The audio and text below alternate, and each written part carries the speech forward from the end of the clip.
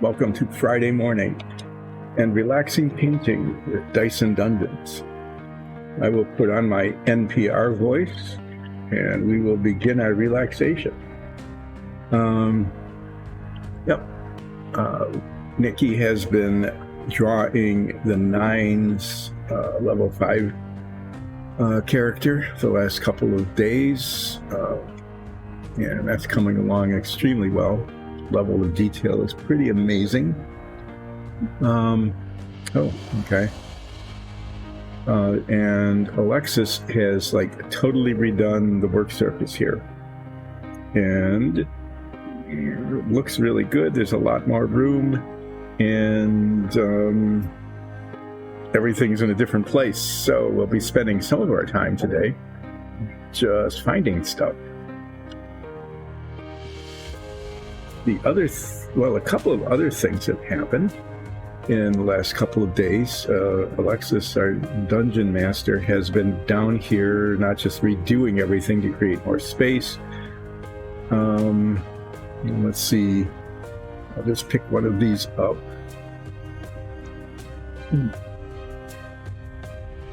3D printers behind us. You can see them and hear them maybe. She has repurposed these here. Repurposed reels from the filament, and on the 3D printers has printed these actually very substantial custom-made holders for paints. And these are set up for the Vallejo 17 milliliter bottles. They all fit in like that. And then she even made these spindles that go in here, hole on the bottom, hole on the top, so that they stack. And I would show you that, but I don't want to move all the cameras around and get them out of place to do that. But this has been pretty cool. What we're going to do is, since there's a space, we'll do it that way. Since there's a space above or below as they alternate, we're going to put a label on with a color swatch and the name of the paint, because you can see the tops of the bottles pretty well, but there's some subtle differences in the colors, and so and the color in the bottle is not necessarily the color that it dries. So we'll be spending some time, probably not during this show because that would be quite boring, even more boring than watching me paint figures. And yeah, so we'll be making these labels. You can see where the two halves come together and then they're glued together using a very nice adhesive, very sturdy. And over here to the side. So I'm going to be reaching over there for paints on and off. They spin on that essential thing. The inserts turn inside of the spool. So it's really cool. Two other things are new. One is my color charts, which used to just sort of flop all over the place, are now in a Gemological Institute of America binder. Why we have a GIA binder, I do not know, but we do. It's a very nice binder. But they were hole punched. The colors don't show up on screen very well.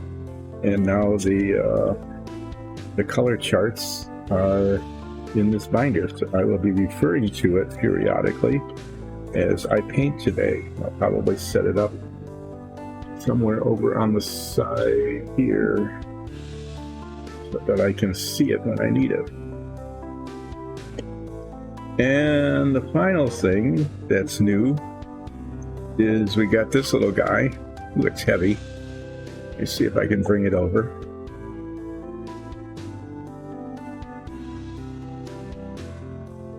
It's a Vortex paint stirrer.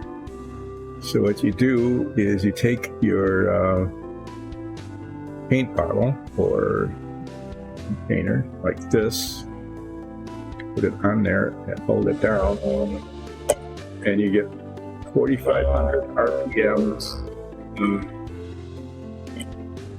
rotations, vibration and stirring, which, you know, really mixes it extremely well.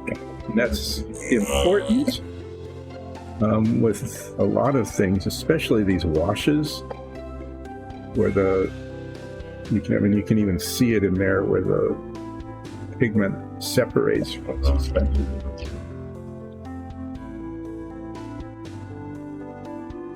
And it mixes it extremely well. It's really important for these viejos in the squeeze bottle, because you can't, I mean, with some paints, like the Tamiya's, they come in this bottle and you can get a popsicle stick or a toothpick even, but a popsicle stick in there and stir it from the bottom. But this is way faster and more effective. The only downside, as you can see on my fingers, is that the vibrations come right up into your hands. Yeah. Anyway, this was a gift from my sister-in-law. She sent it over. It arrived yesterday. Yeah, showed up yesterday. And so actually that right now, you saw its very first use. Here, let's show this again. This is umber wash. If you look, you can see that it's actually clear on top. There, if you look, you can kind of see the bubbles of the solvent, and all of the pigment is on the bottom. But I'm going to hold it a little bit to the side. You can watch what happens. Yeah, it's almost like magic, right? The sudden whole thing became consistent. Trying to do that by shaking it, that would have been it would have taken quite a while.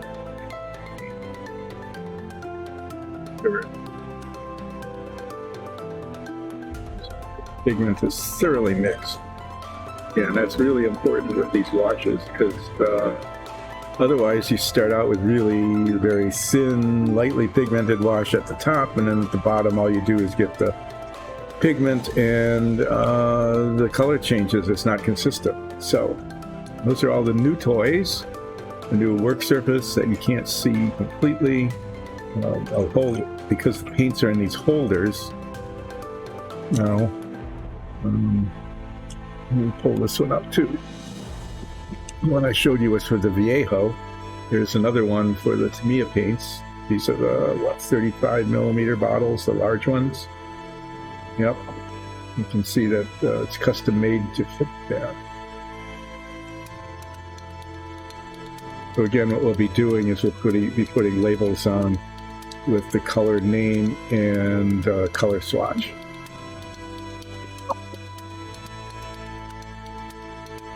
Recording, but you haven't been live.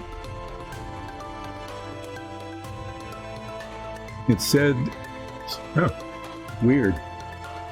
Okay, so do I need to start over? Well, Sure. not for the recording. Mhm. This will be on YouTube. Okay. Well, I don't know why it wasn't, I don't know why that would be the case. I'll push the button. Streaming. Okay. Well, hello. It is 10:09. I have actually been chatting for the last 9 minutes about all of the new things that are on the work surface here. Apparently I have been recorded, but not streaming. So if anybody had been trying to watch what was happening, I don't know what you were seeing, if anything. But I was talking about all the new things that are here on the table. This work surface is now clear because we have custom-made 3D printed rotary paint holders. I'll show them again later in the stream. I'll talk about it again for people who join in later, because why not fill the time by repetition? And a paint stirrer that I was just using that I'm going to let rest, because as it stirs it, it vibrates. And vibrated my fingers really well. So what I will be doing today is this guy. that has been identified by the in-house experts as a Dragonkin. And this Dragonkin, I'm not sure what character type it is. It's got spear and a bow and a shield, and this, I'm told, this thing in its hand is the representation of a magic reflecting shield. That is a shield that reflects magic. So that's a spell that he's casting. I'm going to play around with maybe some pearlescent paints or something to make that look magical. I asked, okay, so it's a Dragonkin, what's the skin tone? And I was told, well, make it either a red dragon or a metallic silver dragon. Now that, I'm not sure what I would do. It's kind of tempting to do silver. We've got a metallic color, one of the Viejo acrylic metallics that's called dull aluminum, that has an aluminum look, but it's like matte or flat. And that might look okay, maybe with a little bit of wash on it, tiny little bits to bring out some of the contours. There's like the scales and so on. So that's a possibility. I could do that. I don't know how shiny dragons are supposed to be, but if you see the color chart here, this is a dull aluminum, and you can see it's kind of a silvery gray, but it's not real shiny. The alternative is to use like dark aluminum, or there are also some interesting Viejo metallics. There's this one is called gunmetal, which is kind of like the metallic steel or dark aluminum, in that it's a fairly dark color. There are also 3 other silvers. There's the game silver is kind of a nice color. It's kind of anyway. You can see that's chainmail, that's game silver, and that's model silver. So they all have different looks. The model silver is lighter, maybe a little less reflective. No.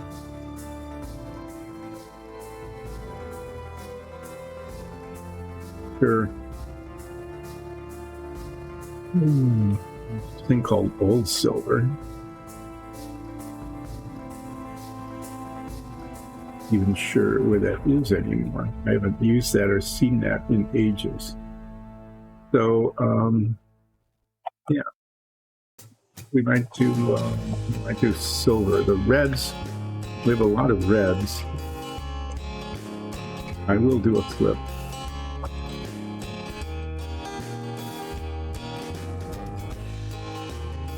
Bunch of new reds. This one here called Amaranth Red. That might be an okay color. It's a little less orange and it shows up on my computer monitor. But I'm kind of leaning toward a silvery color. I might try the dull aluminum when I get around to painting the skin, like the leg. There's a big chunk of it there. I might try the dull aluminum and see how it looks. Because that's an area where if it doesn't look good, it'll be relatively easy to paint over. So the other thing is that since it's a dragon kit, it has pretty fancy scaled armor, little decorative things here, a shield with a little bit of embellishment around the edges and stripes. I'm kind of tempted, since I've got 4 hours today and I paint fairly slowly, that I might try to do some really kind of tetchy things, like painting, see these scales on the armor here, is like painting them in chevrons. I've done that with Easter eggs that pop up on the show every now and then. Is I might paint like one color and another, and then another and another, and just alternate two colors. This is a Dragonkin, so it's going to have very, just slightly short of ostentatious armor, with an attempt to be in good taste. Not at all like the goblins I was painting, who they just like bright colors without much consideration. In fact, kind of like a anti-consideration of how they look. So in looking at this,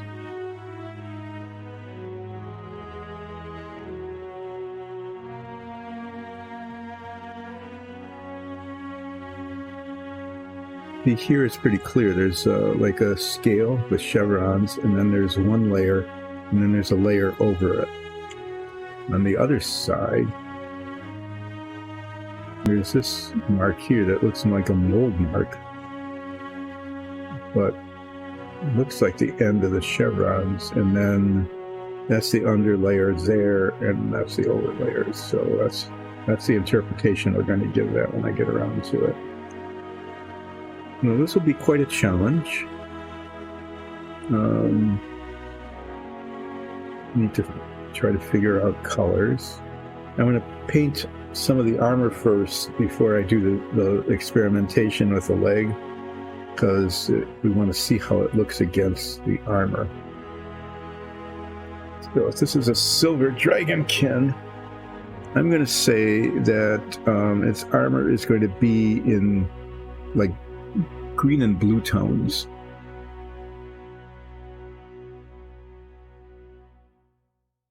No, we did not get a flip yet. No. Let's see. I need to find something to flip. Here is a pack of sticky that goes on the top of these. In fact, at some point, this sticky needs to be retired and replaced. But here we got the tape side where the fold comes together, and the non-tape side. There, tape side up, tape side up, tape side down. Let's see if we can get 50. Yep. That was just random. That's what random is supposed to do. Let's give you 50-50. Let's see. See if I can find the brushes I need. This one, maybe that one, but mainly this tiny little one. I'm going to consult my Gemological Institute of America binded color chart and try to select some colors for the armor. Some of these viejos are really nice. I'm thinking like maybe I could use blue, green, and turquoise. They're in the same color family. Would go well with silver. And they're distinct enough from each other, so if I do chevrons, you'll be able to see the differences. Okay? Then I could use for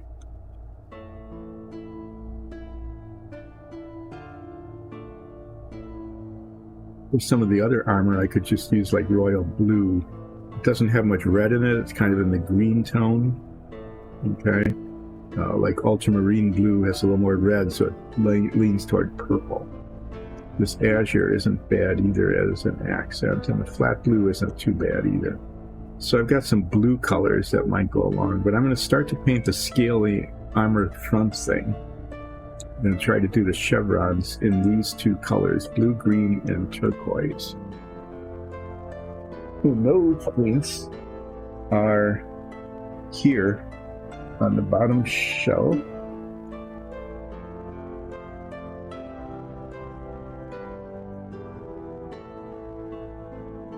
Emerald. I have to pull these out because That's blue-green.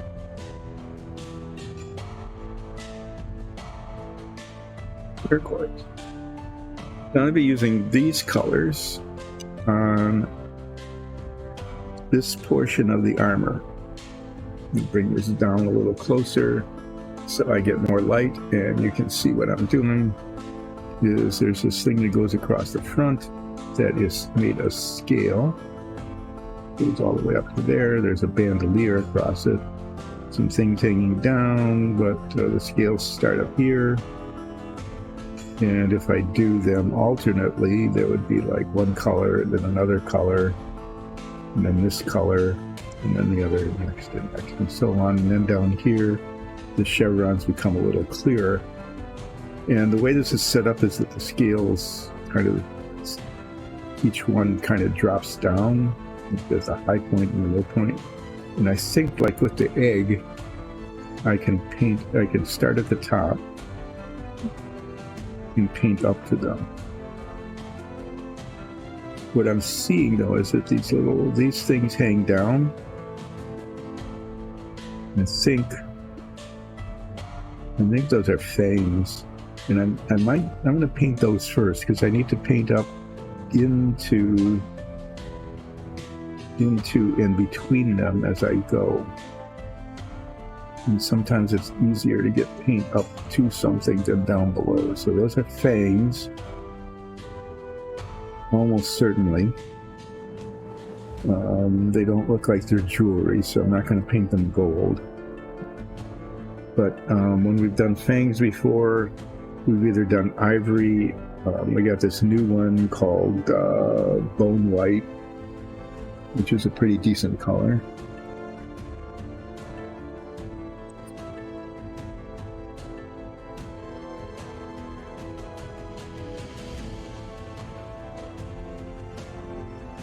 Dead white. Look at the color chart and see what dead white used to look like. Dead white is very light.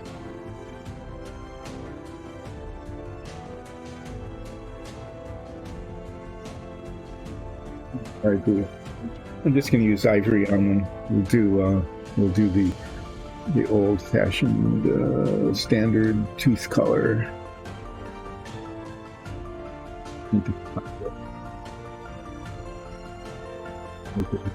Ivory. I don't know if this is the old one or the new one.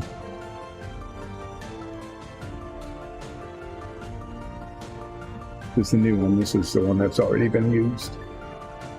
Okay. So, for those of you who missed the beginning of the stream, because it wasn't streaming, we have this new toy. A vortex mixer. And it mixes paints by creating a vortex inside the paint, and it does that by spinning and vibrating, and you will see it in action here. Actually, if you look at this, you can see that even though this has been used and shaken several times, that at the bottom there's more pigment and less up here. This is kind of yellowish and that's kind of whitish. And if we set it on here and push down on it, it vibrates quite viciously, actually. 500 RPM of vibration.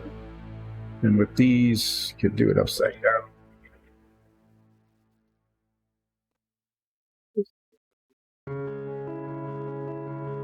Makes one fingers tingle.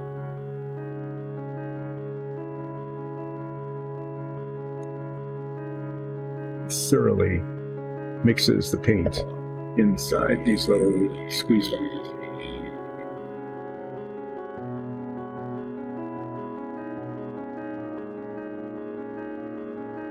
Well, you said we always get a flip. I think you were trying to say 90% of the reason you get up in the morning, but you put a period in there. So it's 9/10. 9/10 of or percent of the reason you get up in the morning. A little less than 1%. the other 99.1% of the reason.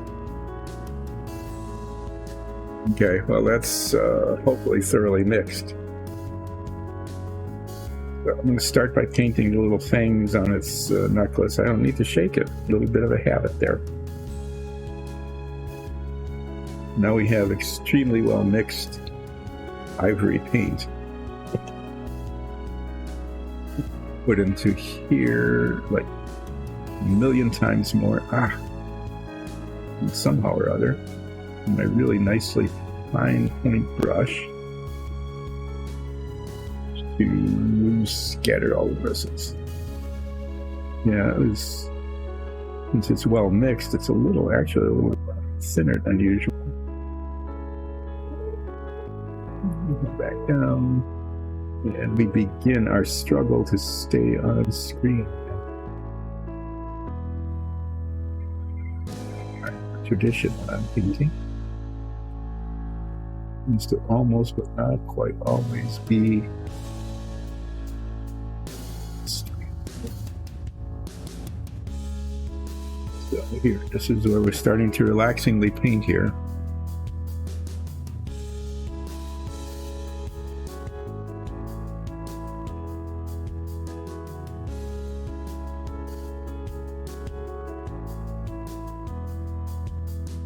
Since I'm such a slow painter,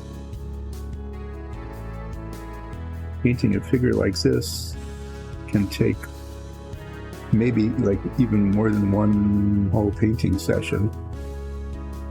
If Nicole were doing this, it would be done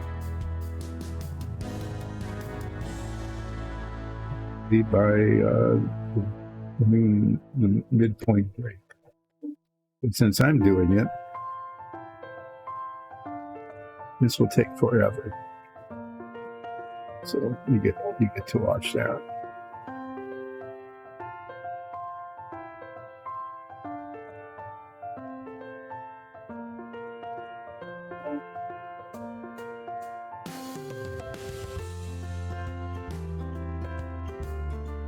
Painting these fangs, and I'm probably going to go a little too far because I want to make sure that the sides of them are painted.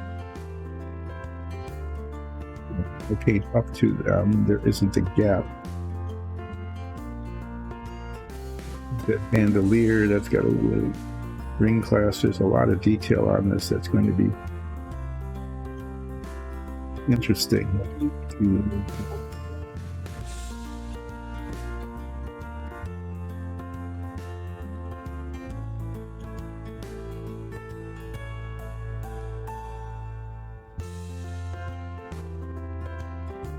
Well, yeah, now we can clearly see them.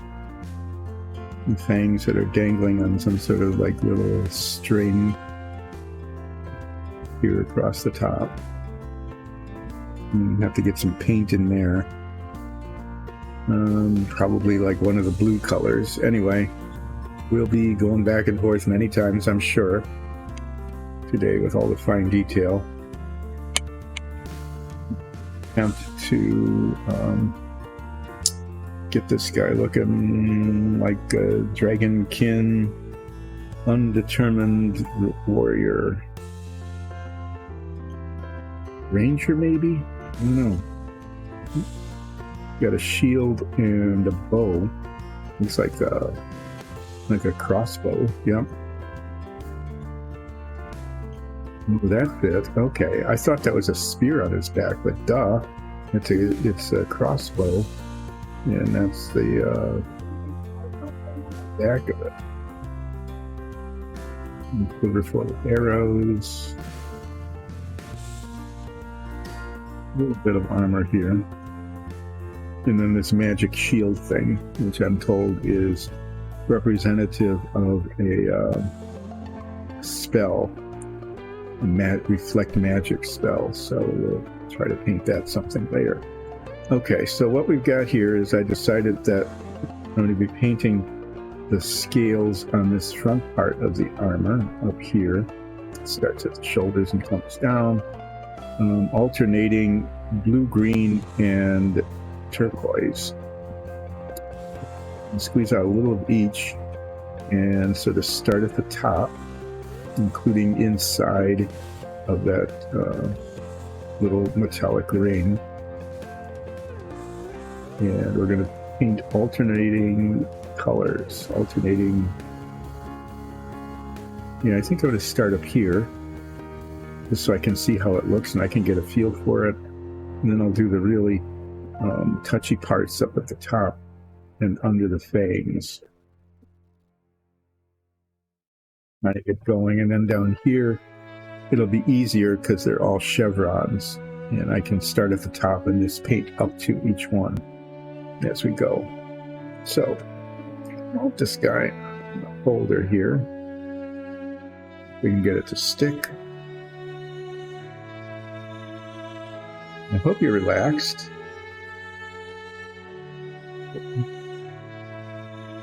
Yes, relaxed while someone else is painting. Okay, there. Folder's always a good thing. So now we're going to get out our vortex mixer again. This is pretty cool. This hasn't been used very often. It's sitting on a shelf, so probably could stand some mixing. The little ring even lights up so that you know it's on, because you could never tell it's on by the vibrations.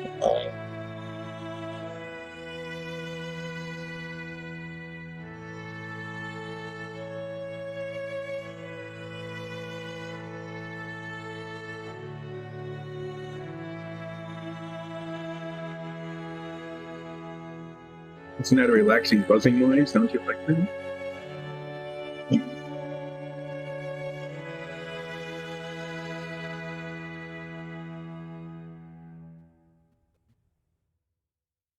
Vortex the turquoise.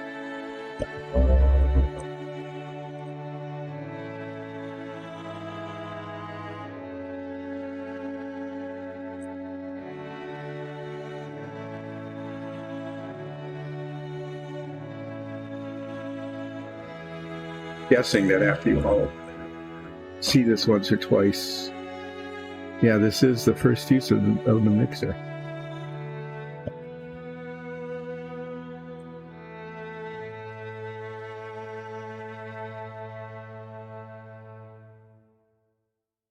These are probably now more thoroughly mixed than they have ever been in their existence. So I'm going to put a drop, try to get a small drop. Each of these colors.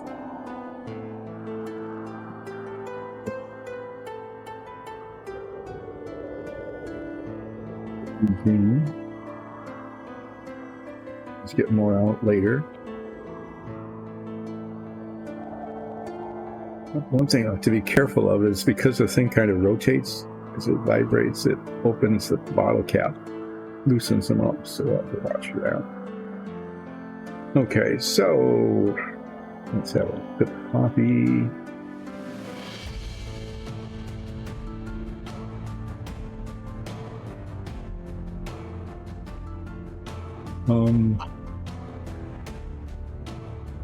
Yeah, we're going to start here on this bit. And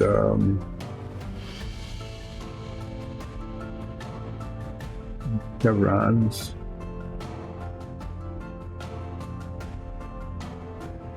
So if we did chevrons and I started here, this would be one color.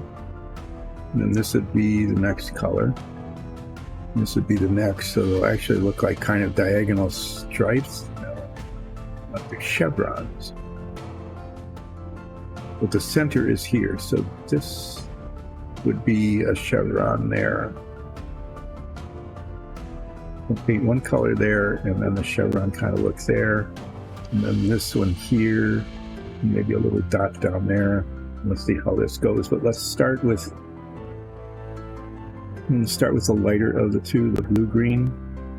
Because this sash is going to be the strap, actually, that is holding on his quiver. Probably going to be like a dark blue.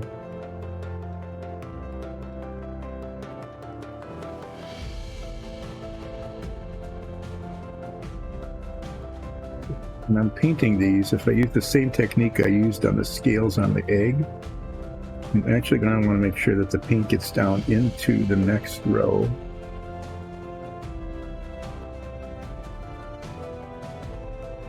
And then I want to paint up to it, but I don't want there to be a gap. Those are chevrons. That's as far as this one goes. And the next one goes there and up a little bit.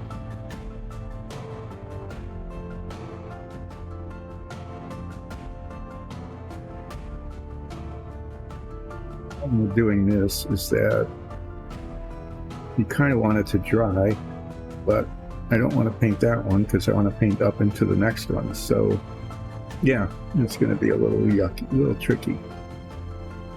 So I'm going to go down here.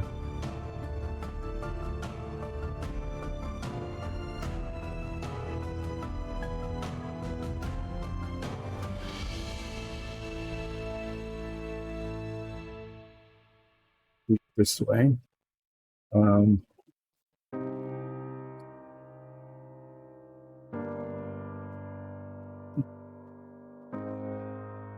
This is the continuation of that one.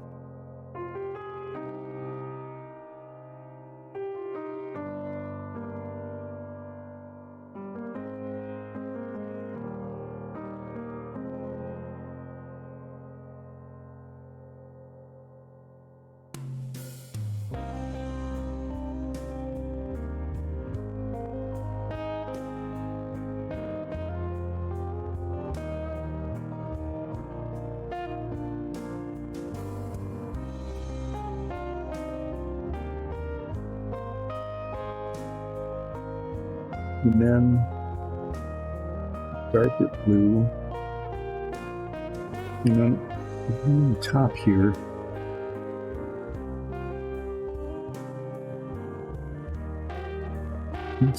there's this inside of the arm. You don't have to repaint the tops of the fangs, but the armor shows up here. That should be this blue color. You know, touching the fangs isn't going to be that hard.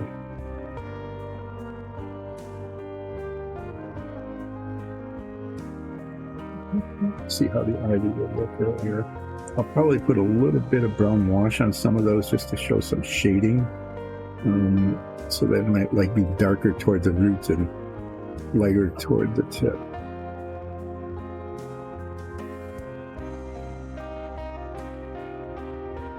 The blue paint in there to the top of the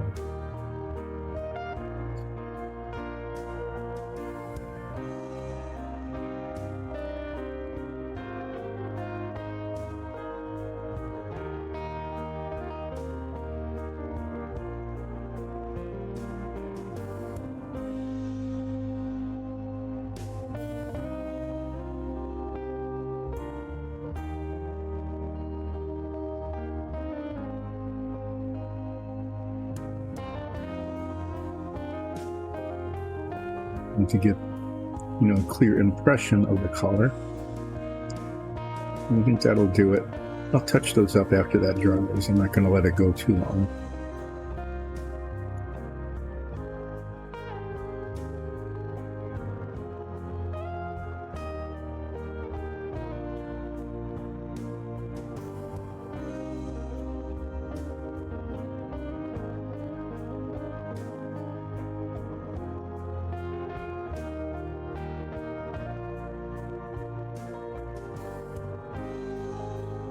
That's kind of an experiment with one of these. And I'm going to switch colors and we'll see how this works out.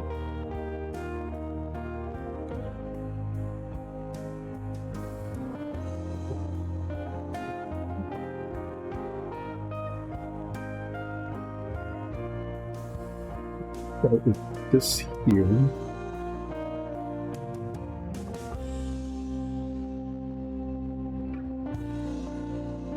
Pretty much what I'm going to try to, I'm going to test to see if, like on the color chart, it's complementary, but different, so that you can clearly see the color differences.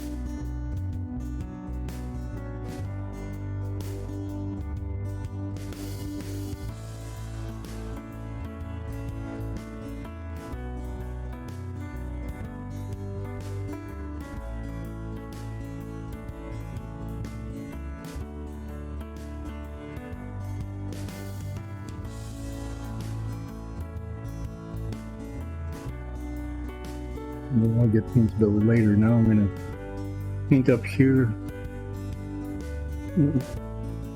Let's go around the fangs. I need to touch up at the top of the fangs, but I'm going to try to not have to touch up.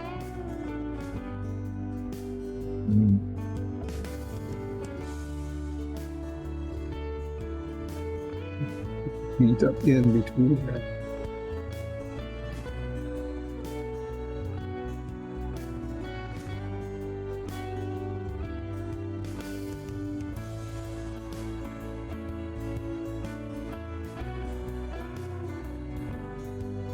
Maybe a little too much on that thing, but I'll touch up and come back down to it.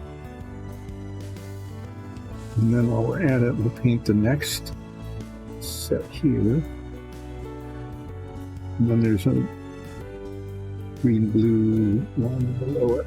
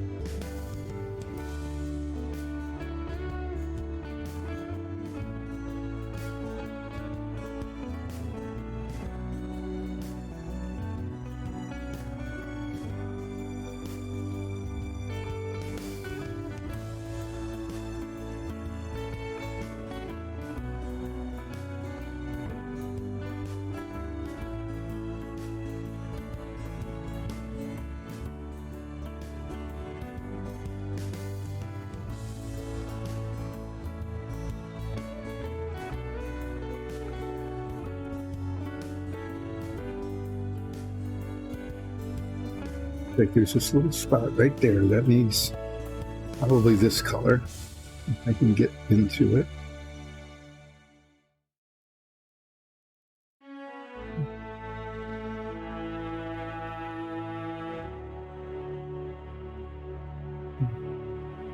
Between these guys here, I'm going to use this color. It doesn't much matter which one it is, but this one will show better. And I need to do a fair amount of touching up. Get the paint in there. Okay, so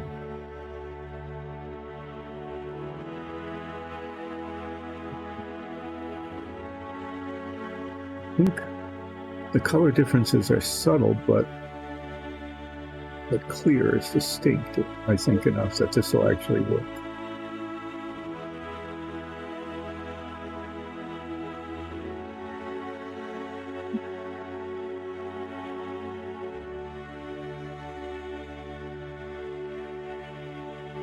This is the first color down here.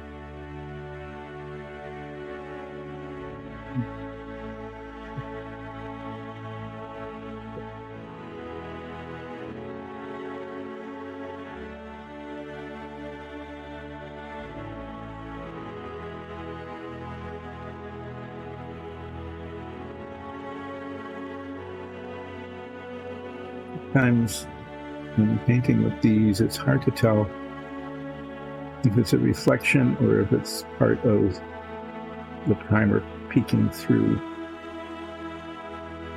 Anyway, so we're done with that color for the moment. Back to the green blue.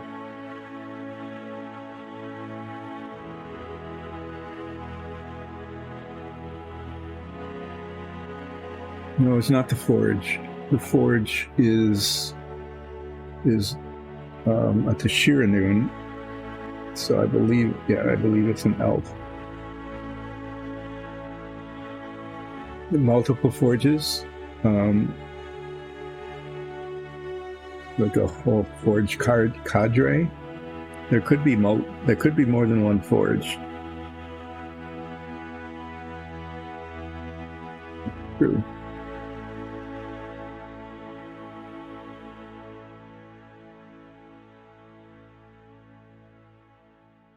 I know that Ulseth is thinking that one forge is more than enough. We don't know. We don't believe the forge is particularly friendly because, it greeted us by throwing me back pretty viciously with its Thor hammer. But on the other hand, it probably could have just destroyed me, like poofed me just right out of existence. And the forge didn't do that. So it isn't necessarily an enemy. Maybe it just wanted to show off. It did a fine job of showing off. I have to say it was very effective showing off.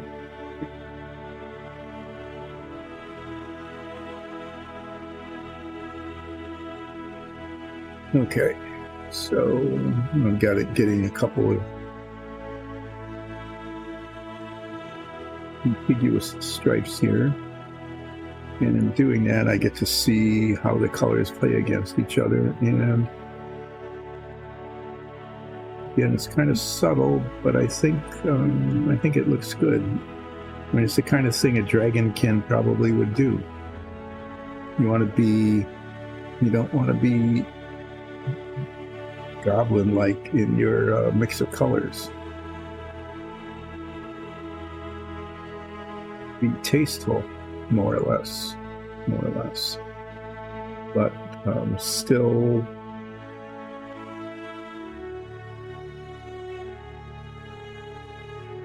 be noticed.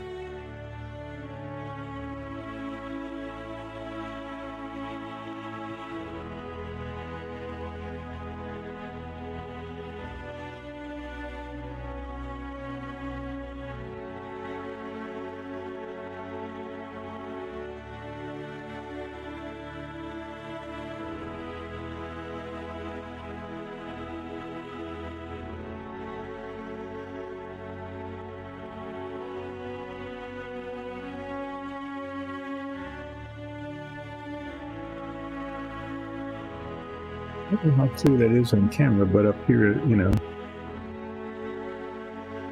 can see the difference in your colors. It's not bad. Looks okay.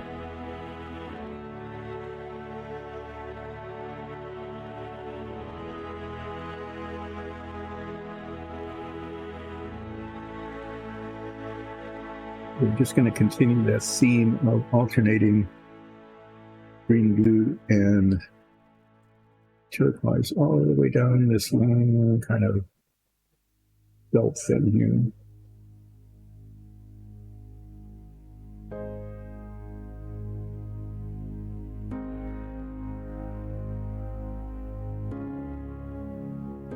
And I think what we'll do on the side to kind of continue the theme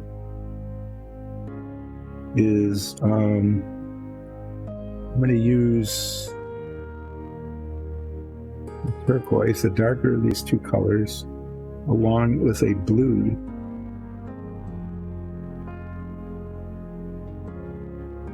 Because I want to show that I want to use darker blue in some different places. So that'll be a way of kind of carrying it through.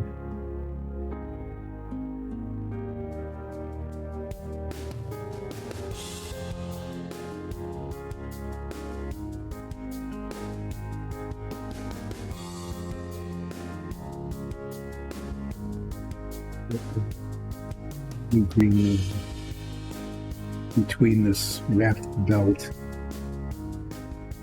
and the strap for the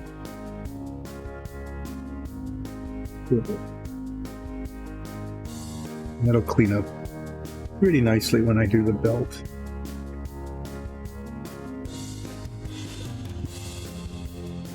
Yeah, down here.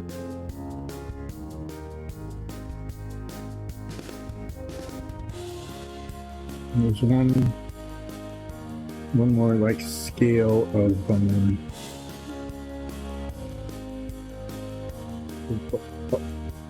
going to be grabbing next.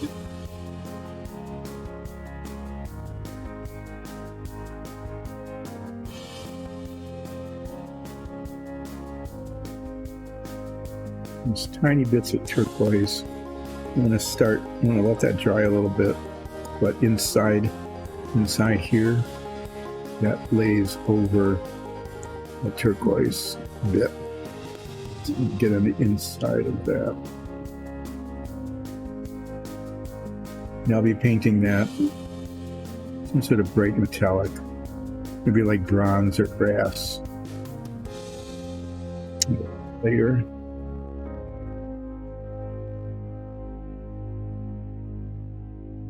Okay. Layer of green goes on here.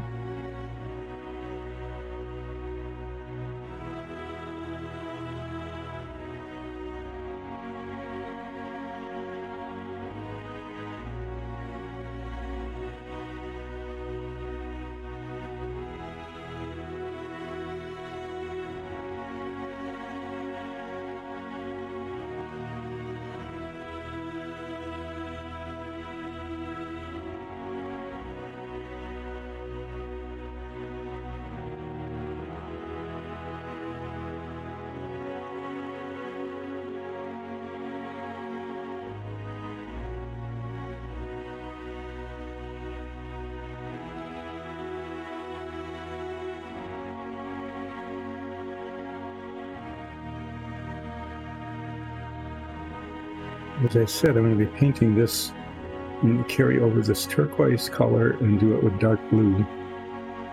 So this one will start with turquoise on top, and then dark blue, and then turquoise again.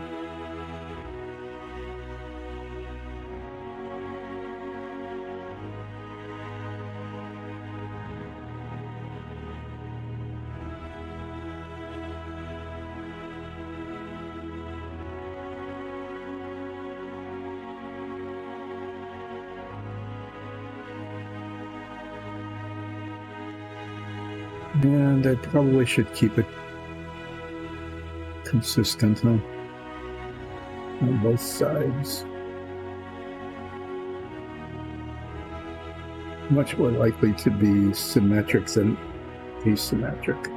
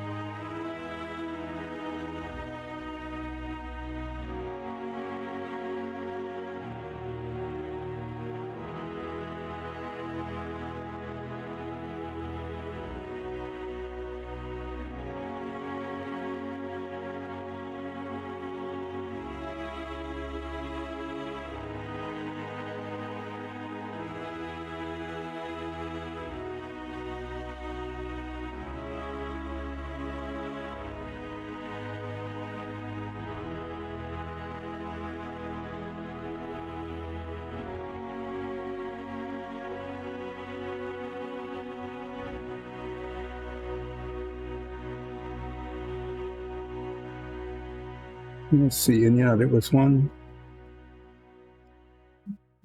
Yeah, down here. Sides, like one extra.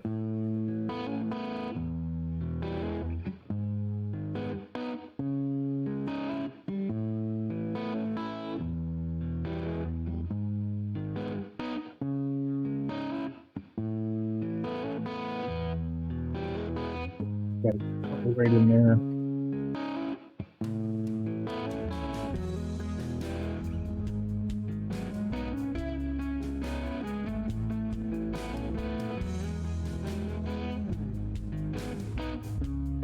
Okay, as I'm rotating this, I'm seeing some places. When I pick up the blue-green next, which is the next color, I need to just get it into a couple of spots.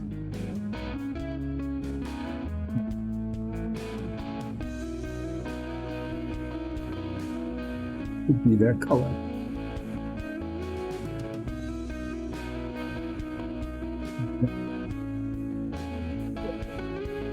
Go to that next and to another row.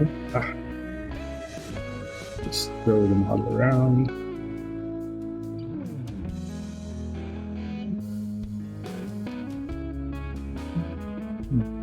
Drying out.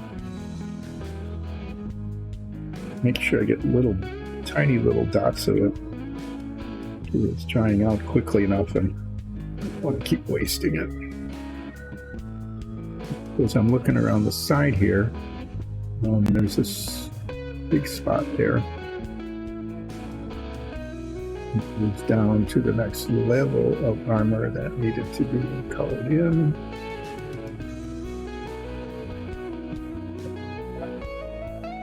And what we're doing here is the next chevron.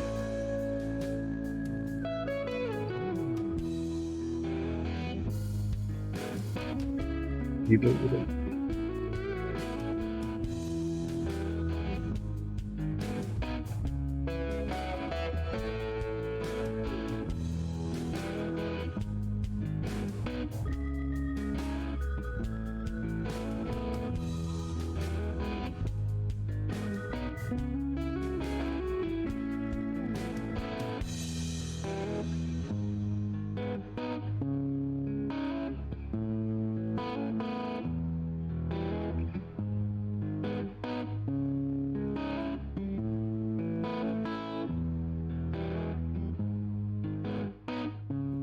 I've just done this in one color and then used like a wash to bring out the scale texture, but you know, it's a Dragonkin, right?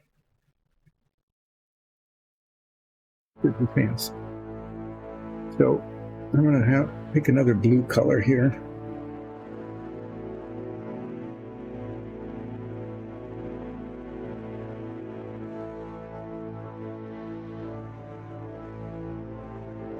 See if I can find royal blue.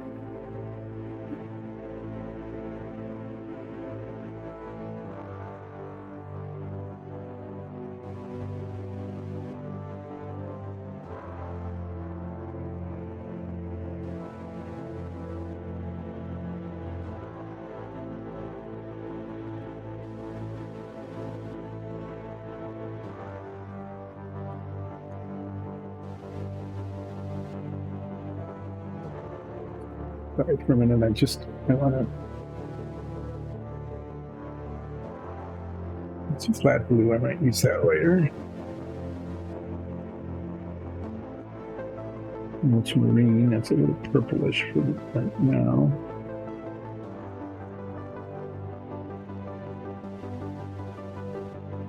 Oh, okay. You probably don't need to see this thing spinning again, but you'll hear it as I get the royal blue mixed.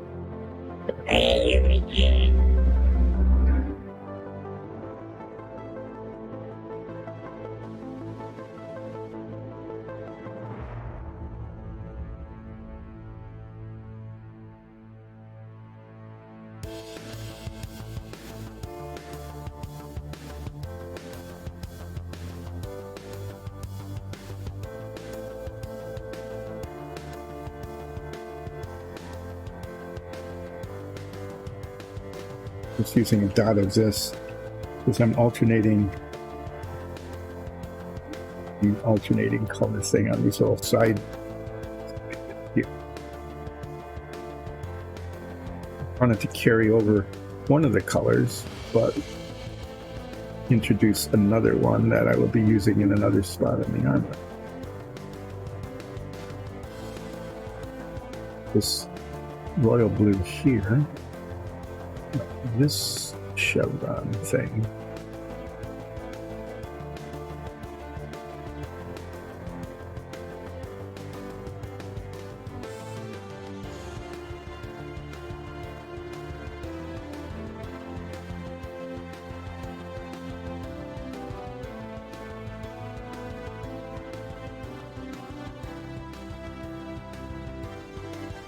I think this will go pretty well with the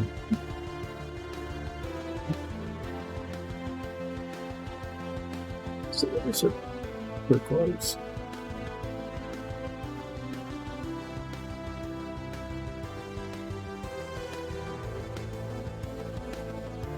We'll introduce a darker color that I want to be able to use in other areas of models, so we'll be able to carry these kind of color themes through.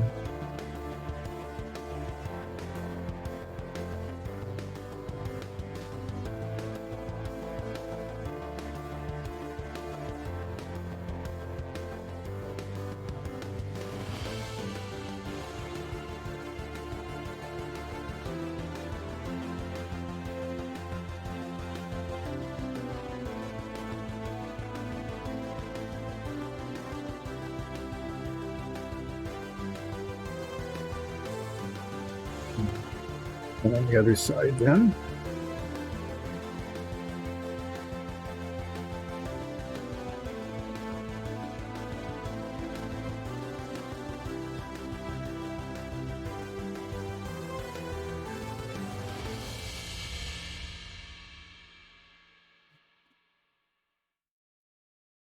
Again, we want the colors to be different enough so you can see that they're different colors.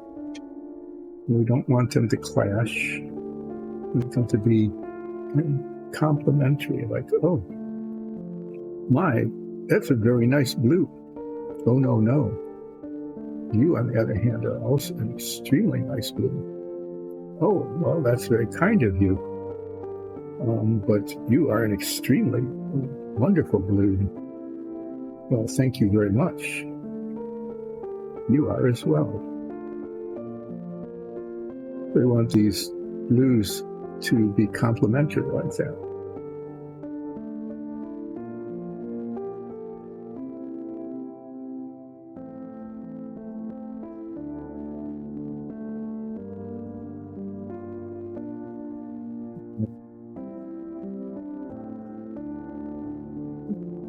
Back to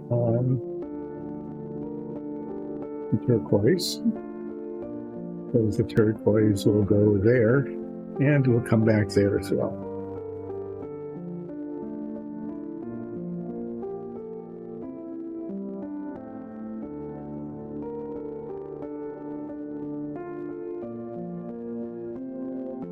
So here, do this next chevron down. Let that royal blue dry for a little bit before applying the next chevron color.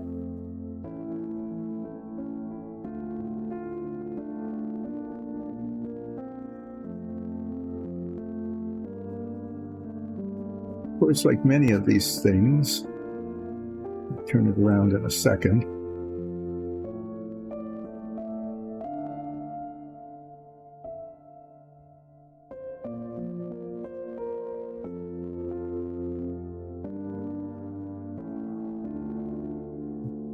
Showing the back. The back of this, though, I think the back of this is not going to be painted in chevrons, so I'm not going to do that. I'm just going to paint it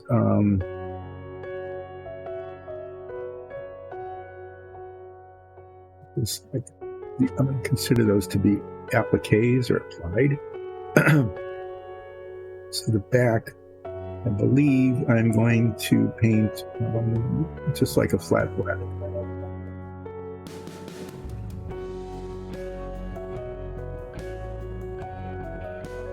Sketching some spots where the color.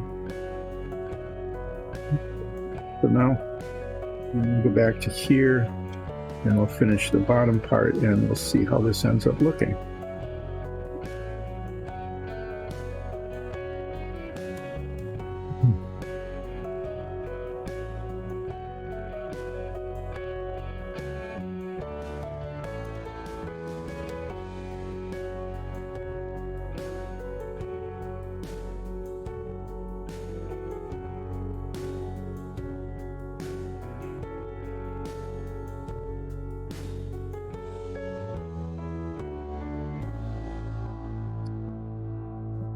Blue is paint one of the legs the aluminum color that I had talked about and see how it looks. If it works, then we'll have our skin color. If not, we'll paint over it or paint the other leg maybe as an alternative.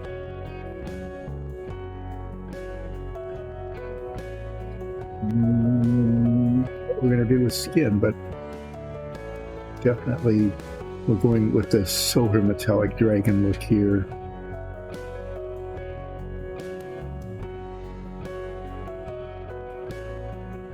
Not with the red.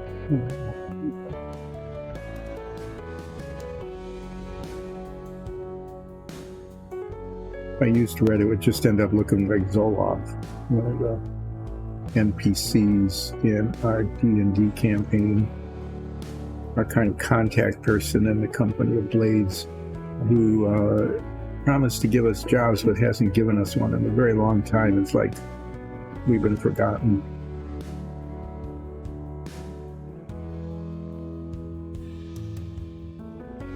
We end up sometime, if we end up in a city or even a town with a Company of Blades house, we'll have to go in and see if we can't be asked for by name and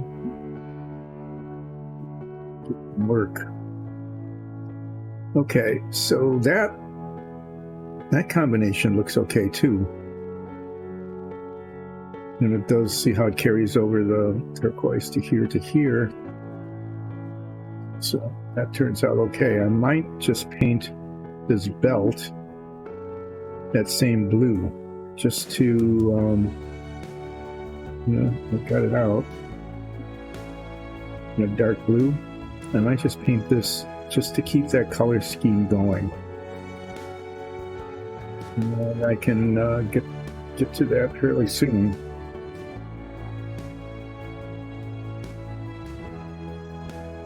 First, the next, need to let that dry a little bit. So while I'm letting that dry a little bit, I'm going to get out a little bit more of this blue and in fact start painting that belt. I don't want too many colors. I don't want it to look weird. But I think the belt would make sense. And then this back flap and this thing can be, I don't know, we'll have to decide. Got a couple of layers of armor. Some of them might be painted fairly neutral, like a dark gray or something. One of like the underbits.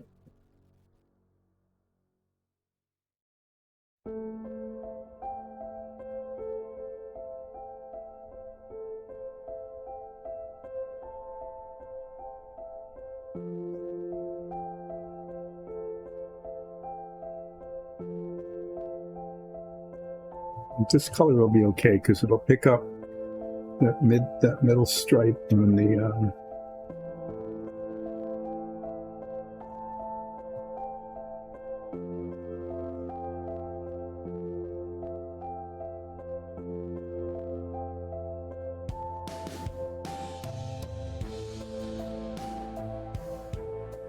kind of braid it if I were. Yeah, it's just got like a knot in it. I was thinking I could do it in alternating colors as well, but it isn't really what it is. It's just sort of twisted. A little bit of a knot.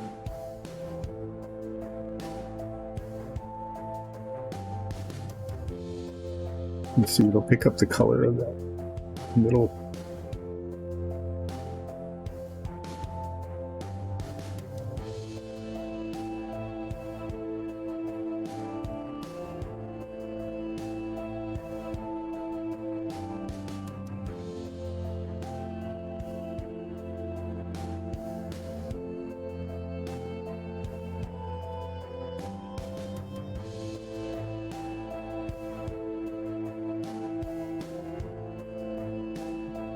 One of those you can't get the paint here, too bad. Whatever you try, it's not going to work.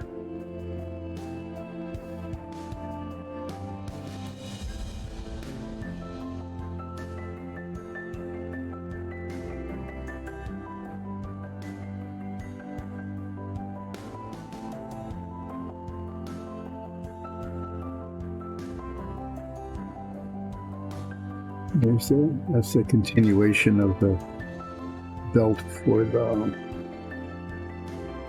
quiver.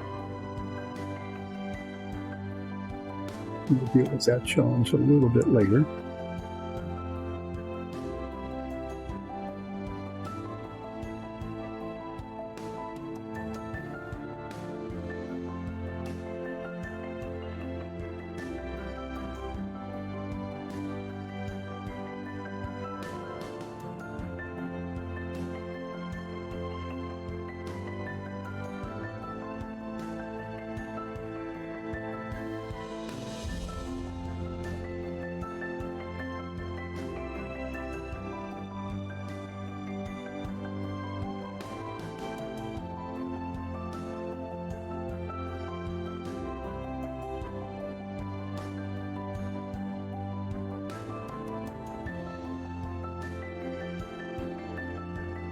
Again, what we're going for in this guy is we want to look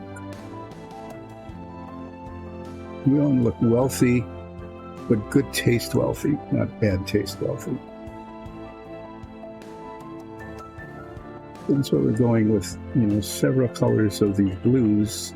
It's a very nice blues. And they complement each other. We heard the compliments just a while ago, so they were very complimentary.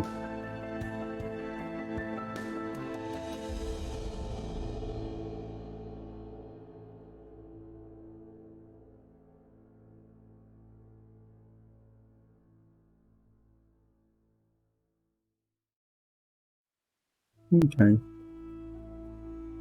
I think we got the belt. There's two layers here. There's this little bit here on both sides, and then an over kind of thing there. So we've got 1, 2, 3 more chevron things to go. Just cheat a little bit to move it along.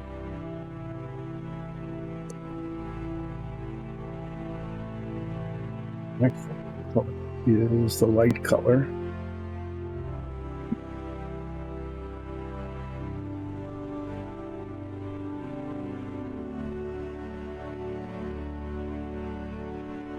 What I'm going to do here is this next one.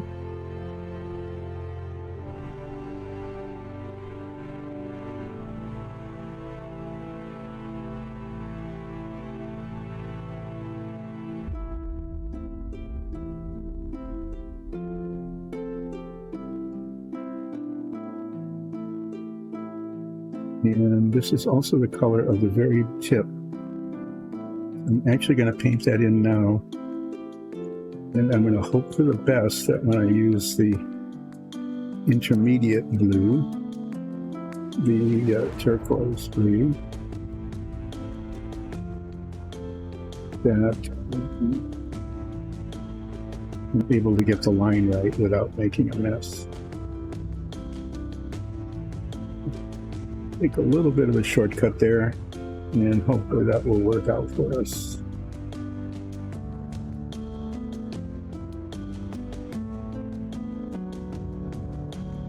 .3D printers seem to be very happy today. They're just singing right along.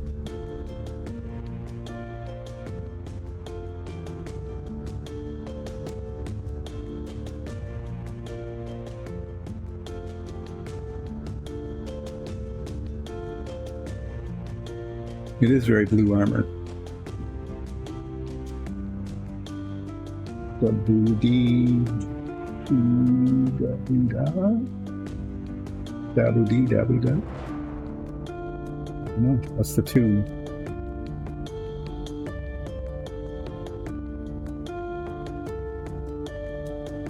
Because he's blue doesn't mean he's sad.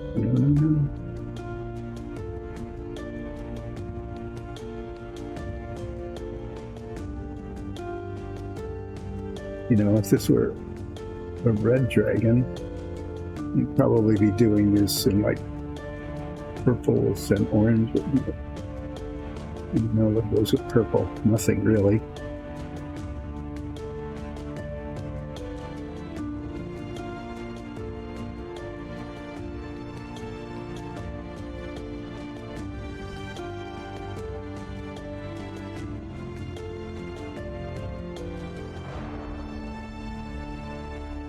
I just got that one bit there that I need to do in turquoise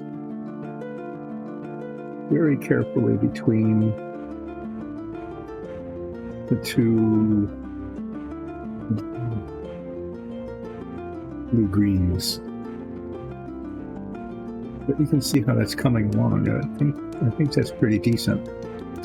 So what I'll do next is, while I wait for that little bit to dry,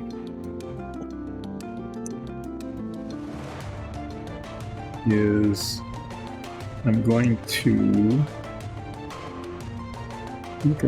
look at the grays here. I'm going to do this little intermediate bit. I'm just going to do in gray.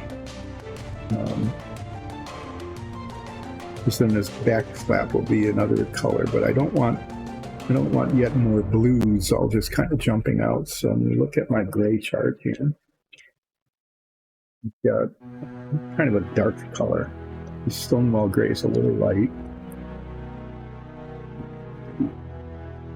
Move it so you can see the colors poorly rendered.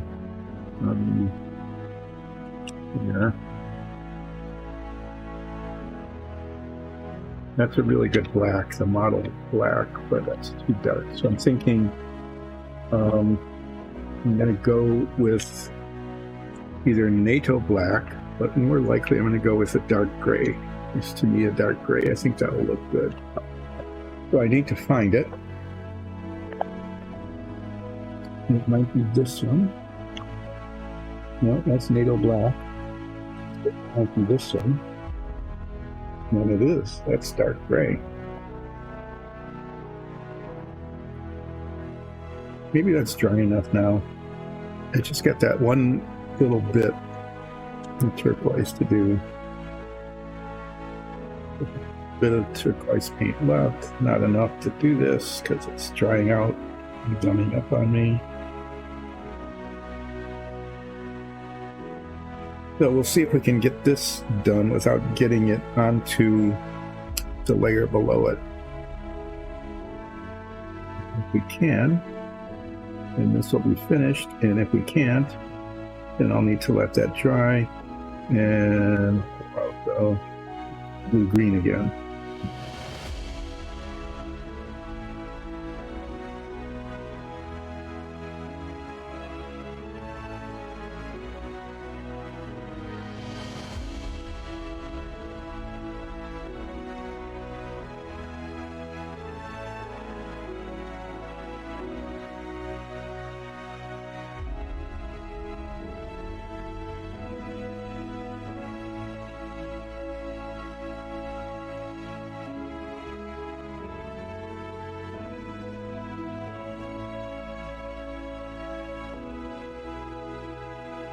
Moving up to the one above it isn't bad. It's getting this little bit down here. Down to the color below. Yeah. Off camera for that.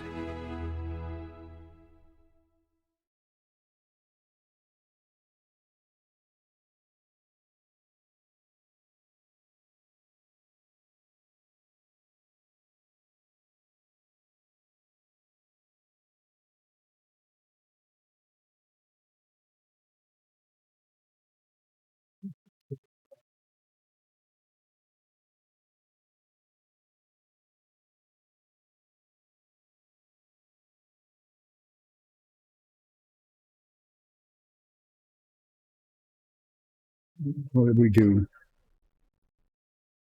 I think that almost there. There's these spots here that need to be colored.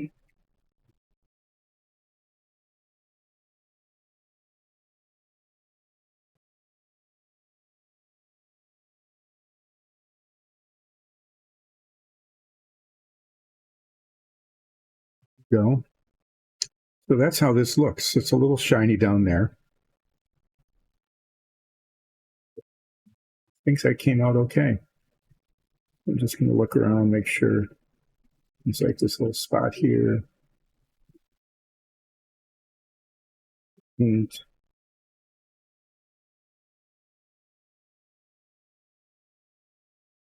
it's little bitty areas where it didn't get painted the first time around.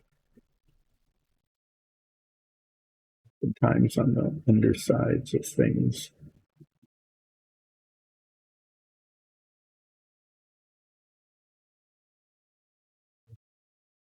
Little crannies like that. And it's just really hard to get to, and you might have missed the first time around.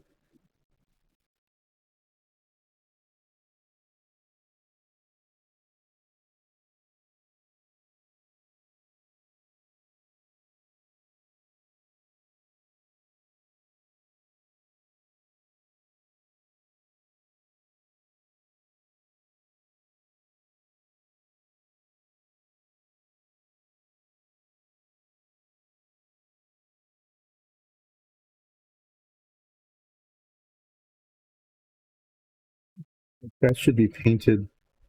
It needs the yeah, so that's why it's good to turn these things upside down, because when you start seeing spots that are missed, I need a little bit more of that royal blue just on one part of the belt underneath there on the other side.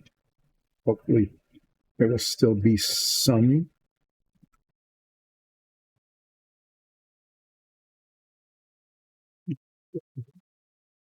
But under here you can see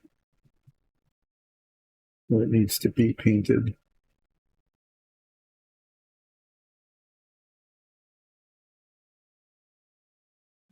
I'm painting up to it, but I want to make sure that the right color is there. And then it goes underneath the crossbow.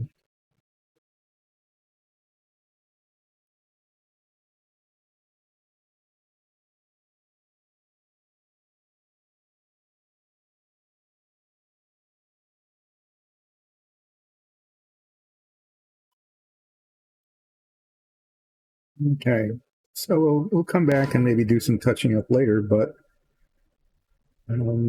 that's looking not too bad. So I think what I'm going to do next is touch up the fangs. Get those taken care of, so I can continue with the blue colors. And then I am going to paint one of the legs a dull aluminum color to see how it looks. We used to have tons of ivory before. Now that brush didn't get clean. You can, with the blues mixed together, it didn't matter that much, but you can see the blue streaks on the ivory paint that was there.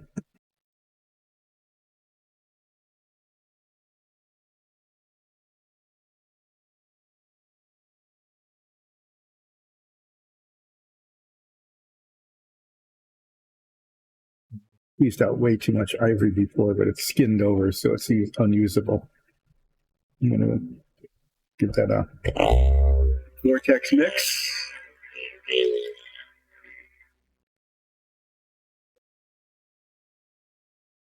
The Dragonkin is Blue was not a song in the 80s or the 90s, whatever. I can't remember.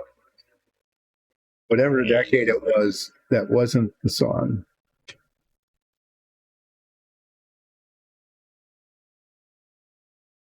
Dabu dee dabu da, life goes on, brah. Except it's obladi, I know that.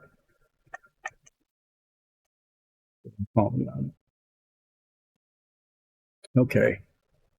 That is just a bunch of goo on the surface there. That's probably keeping it from sealing. So I'll just throw that there. I know a drop of paint is always way too much, but that's the smallest quantity that we can get out of those bottles. They're otherwise really very efficient for detail work. And to me, it paints the large bottles are really good for large surfaces.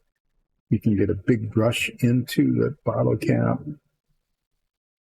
So like when we're painting a dungeon tile or something, floors and walls, it works really well.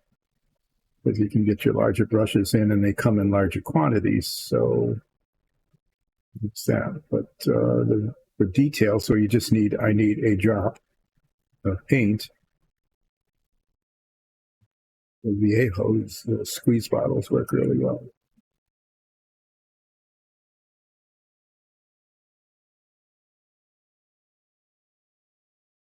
It's possible to get just a drop of paint. Now, here we have to decide where the thing is, and it looks, it's a little further down. Be consistent with it below it.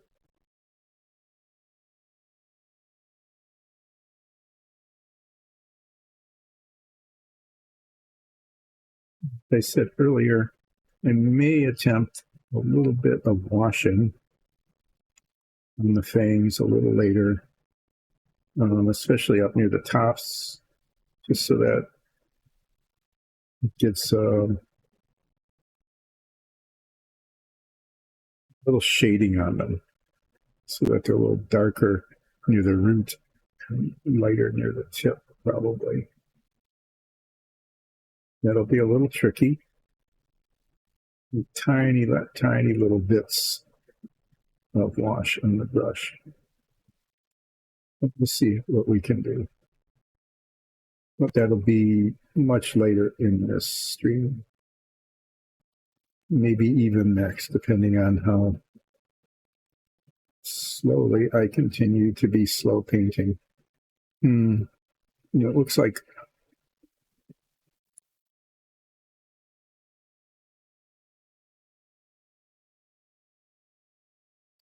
I think that's part of the bandolier. It's part of the strap up here.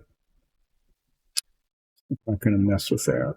It looked like there's just a little spot there that needed some paint in it. But I don't want to try to get one of these blues in there again.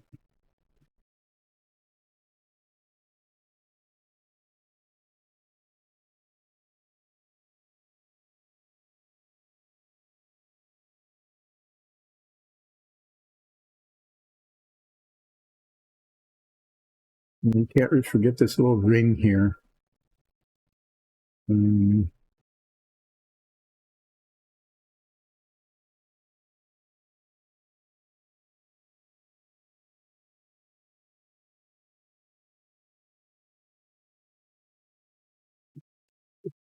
Sort of attached to the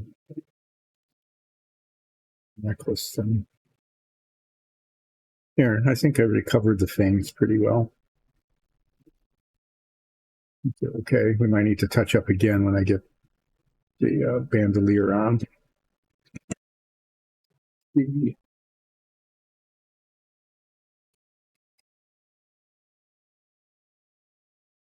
So I'm going to paint one of the legs. I'm not going to try to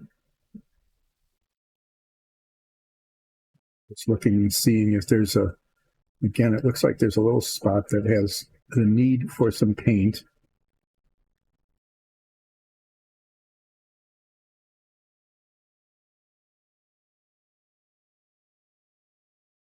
These little dots where it seems to not be painted. And it's sometimes hard to tell if it's just a reflection or if it really is a thing that's missing paint. We'll assume that we need to put little dots here.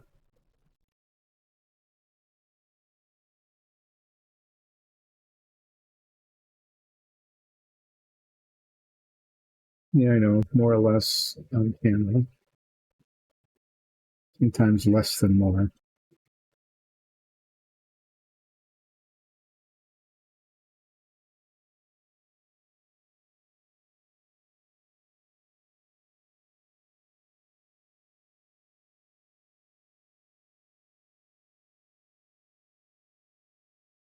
Okay.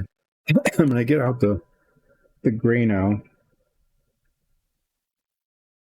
What I'm going to be doing is there's little bits of armor here, like an undershirt thing. I'm just going to paint that dark gray because I don't want it to be like a really significant part of the armor. And I'm going to also use it to paint the back of this thing.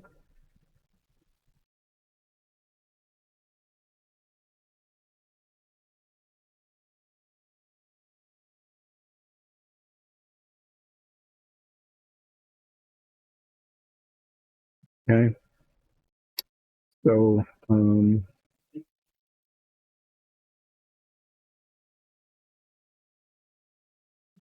the tip of this, some paint.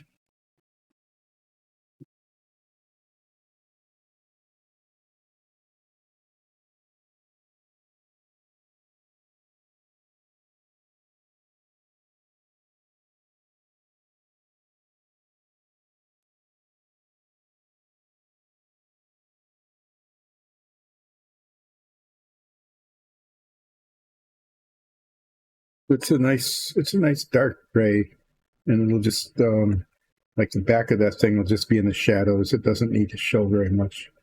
In fact, I mean, unless the camera angle is way down, you'd never even know it was there. And these little bits, you just want to not to let me do whatever I want with this color without it contrasting too much with the blues up front. So here we go. We're going to use our vortex here in just a second.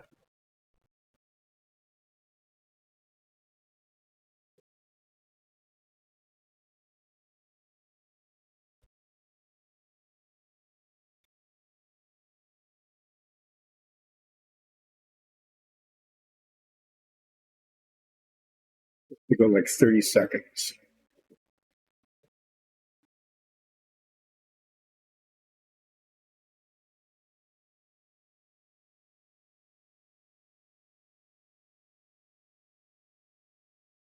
Okay, well, we will now say that that has been thoroughly mixed.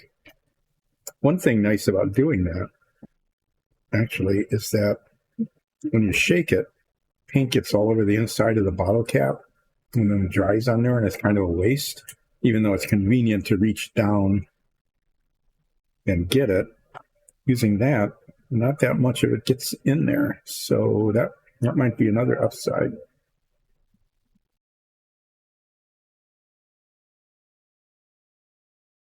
Using the bitty brush here, because I want this line to be good.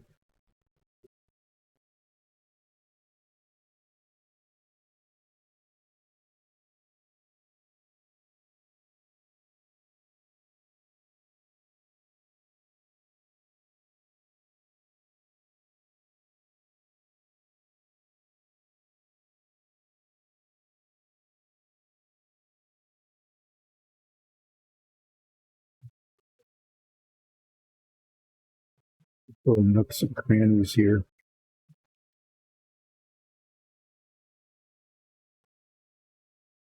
It's a pretty clean line.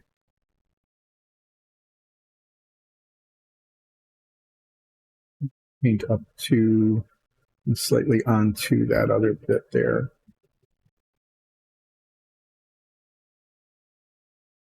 This dries to a, it'll be darker when it dries.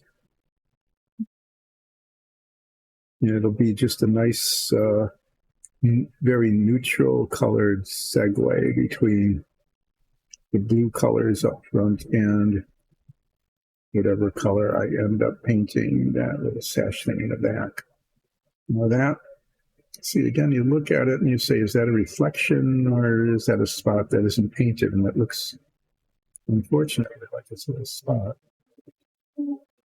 that didn't get blue-greened. Wait until I'm done with this gray.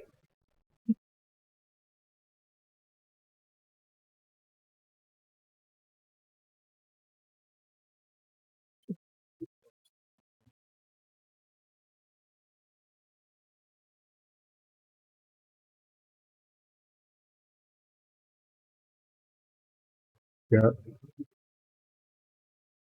I mean, we want to get it nice and clean along here.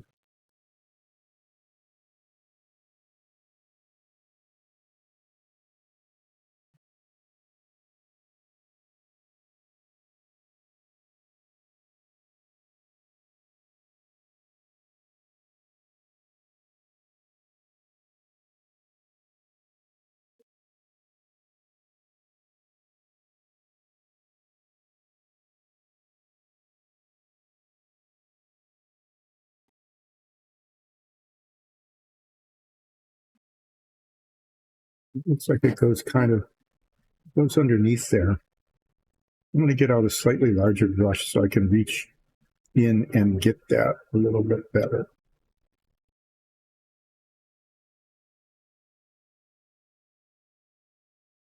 Line there is okay.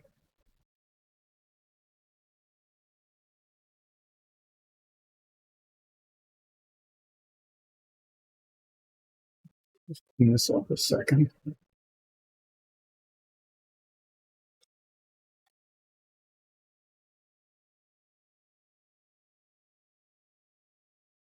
This whole under area here.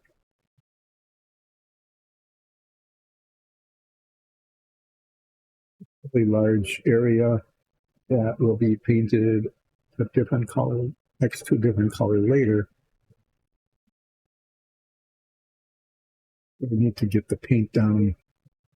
Basically, just make sure it's getting in there.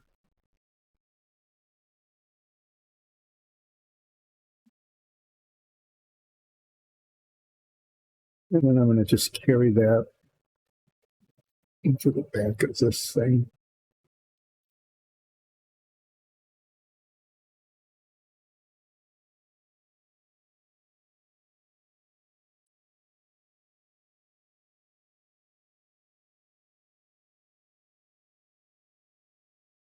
And just up to the edge.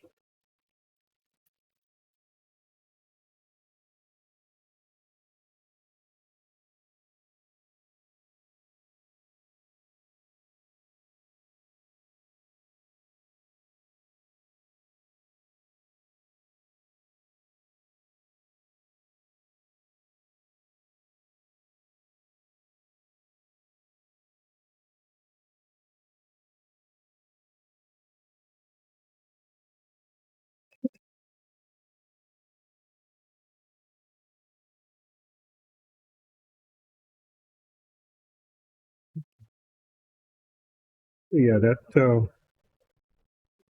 will be a very, almost invisible once it dries in comparison to the rest of the colors.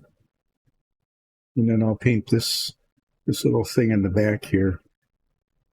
And it's just a piece of cloth, but we'll have to see how it relates to some of these other bits up here.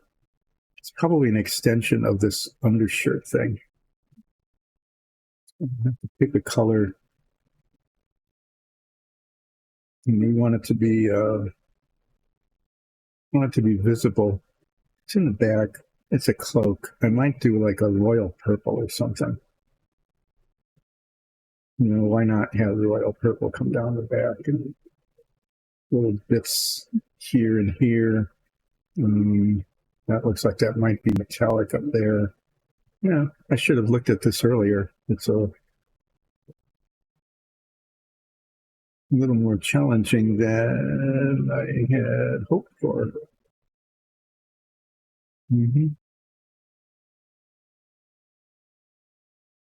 So there's always something, right?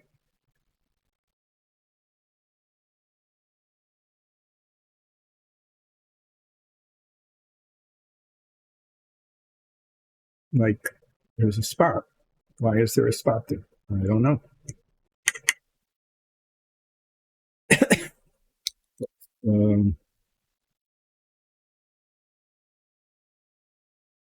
With this turquoise paint, that's the color it is, and put it on where there's a white spot.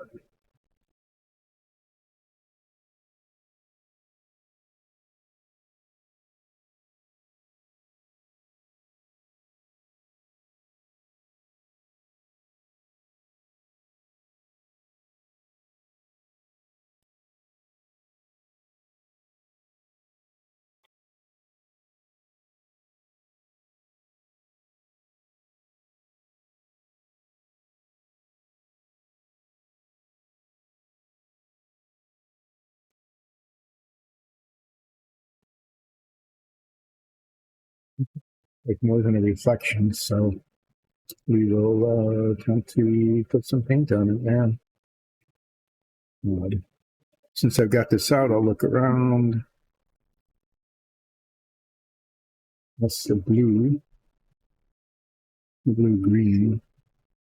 Looks like there's another like spot there that didn't get blue greened.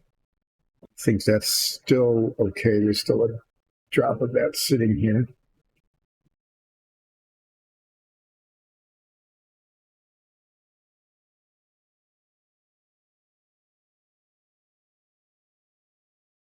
Yeah, it's one of the annoying things is sometimes as paint dries, it shrinks and it will just like pull away from a spot. Why? I don't know. Just to be annoying? Yes.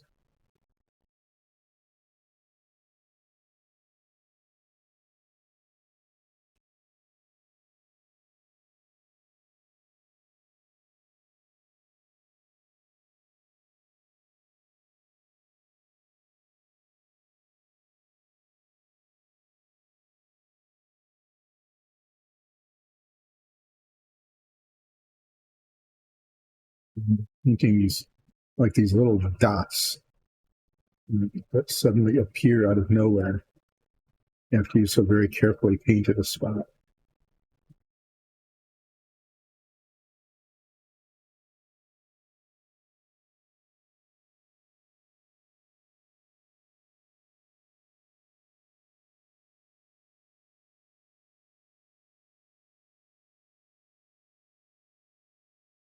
I'm just going around since I have this color out, looking to see if there's any obvious or not so obvious little spots that need to be painted.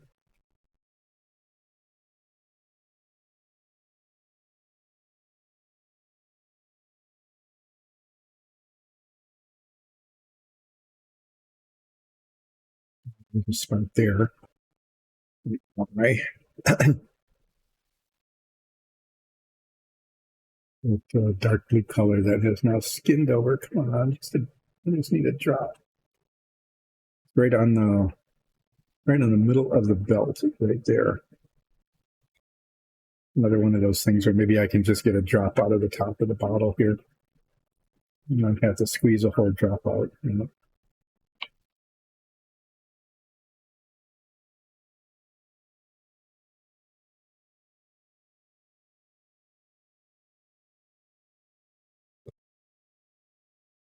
Now this color is out, so we'll touch up that spot there. And look around for other spots, because why not? Why not have more spots?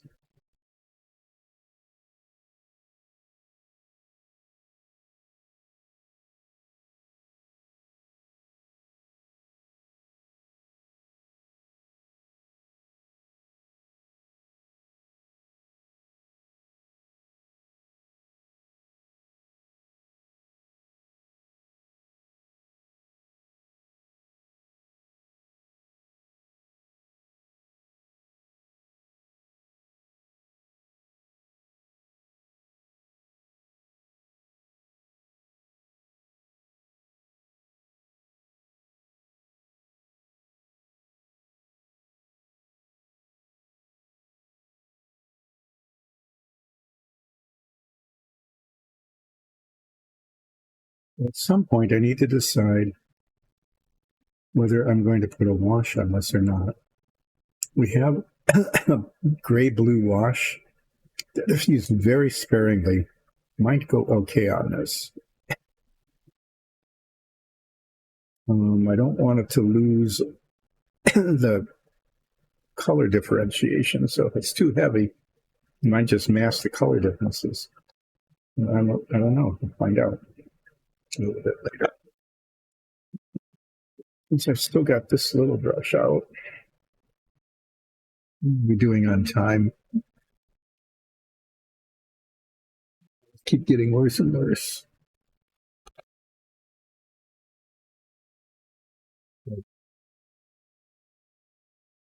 Not only can't I see the screen without my glasses, but I can't find my glasses. So there they are. Yay.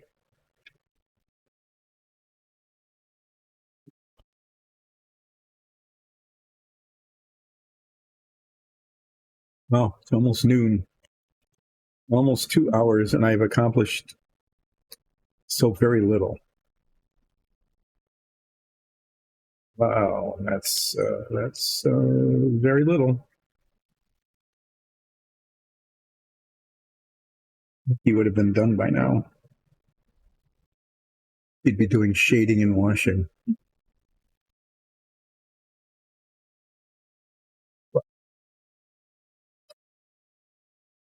This is so much more relaxing, isn't it? Like painting little dots. Much more relaxing than, oh, look, it's almost finished.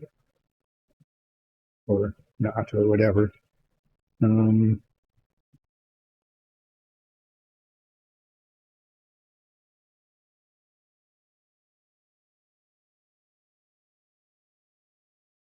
Okay, well, I'm going to do a little spot touch-ups here on this blue.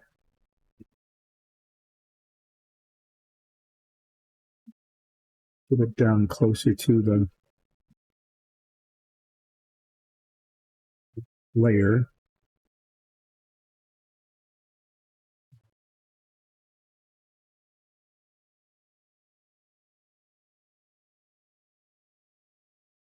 I'm going to say like royal purple undershirt that comes down the back and goes up and around here, and that these will be metal. Okay. And you can't even see the undershirt on this side, so we're just going to have to kind of play it by ear in terms of where it is and where it isn't. But I'm going to do two things before I take a break. One is I'm going to attempt to paint this little ring on the leader thing.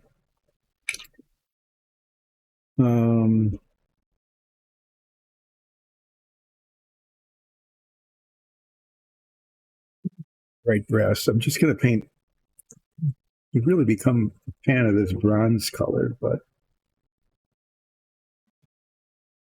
I think in this case, we're going to go with brass. There's not much of it. I wanted to show.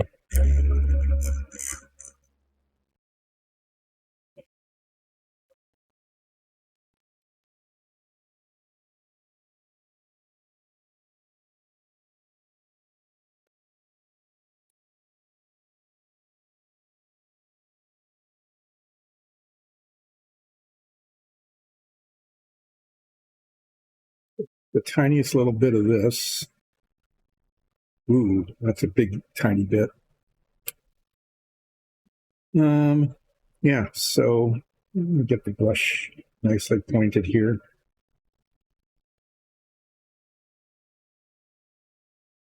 This is like a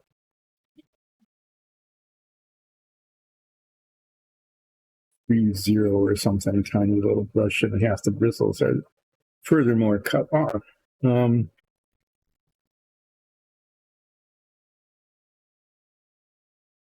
just want the surface I'm not going to try to get down around the insides of it. That would be very difficult. Just paint the surface of it so that it's clearly there. And then up to the straps, and the straps will get painted later, so I can paint onto them.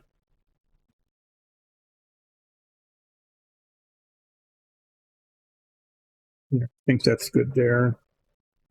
You need anything else painted brass, because I got a lot of brass paint squeezed out there.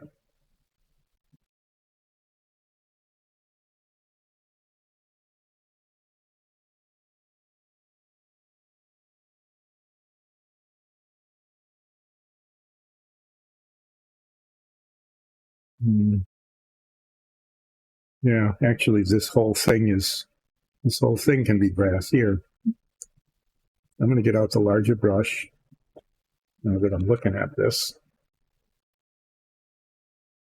And since I've got a lot of brass paint, I'm going to paint the rim of the shield. And I can paint down into it, because I'll be painting up to it with the there's three parts of that, so it's going to be striped in some tasteful stripy color that will complement be consistent with the blue scene and the brass.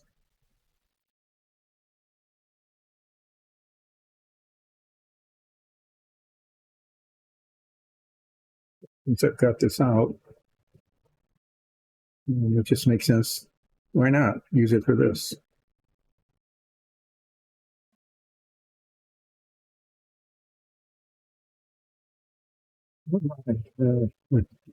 This model has detail all the way around the back of the shield. Nice, huh? I'll show you that in a little while. We'll get this done first.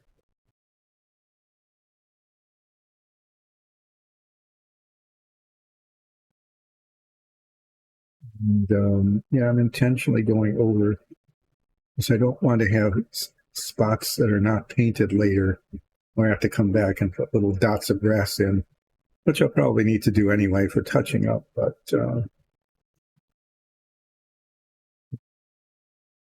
why assure it when one might get lucky and not have to do it?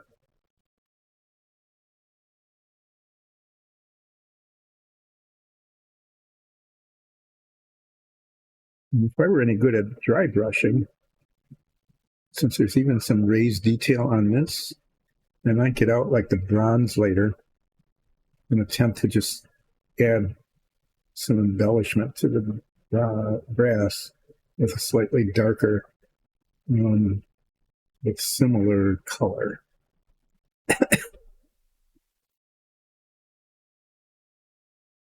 So the back of the shield here, we've got his arm and the straps that hold it on. And somehow or other, I'm going to have to get paint in between here and then paint those straps. But the brass pretty clearly is it's all the way to the back. The detail goes all the way to the back like that. I probably should have looked under there earlier, but I didn't. So it'll just be one more painting thing. That's why it takes me so long to do things.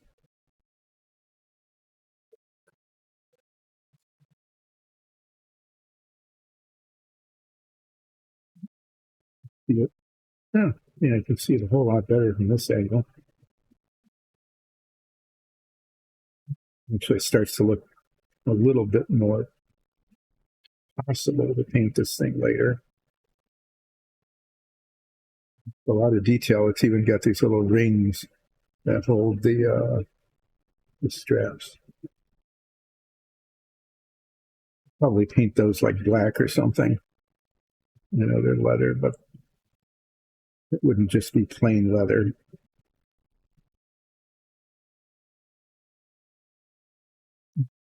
Back of the shield when we do the shield later, but there's a lot of detail on the back there.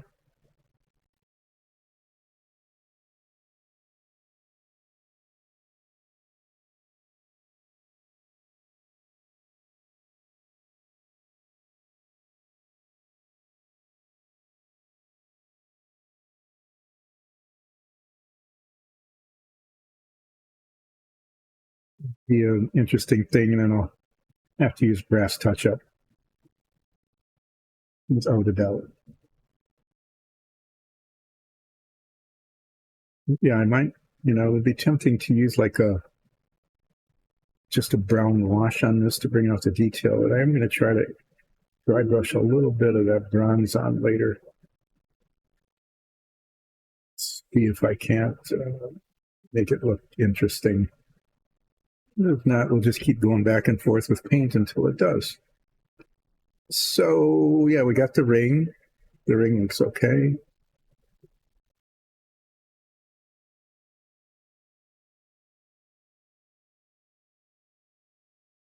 A little bit of Dragonkin skin that comes down there. It's not like, I'm not sure, little droopy things. Okay, so what I had promised earlier, which will now happen, is I am going to paint one of the legs, and then after that, I'm going to take a break, and we'll come back and see how it looks. So wander over here and find it dull aluminum.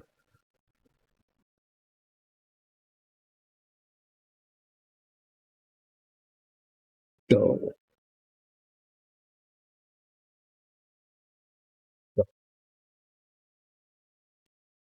This to be nicely mixed, so we will use our mellow magic vortex thing here.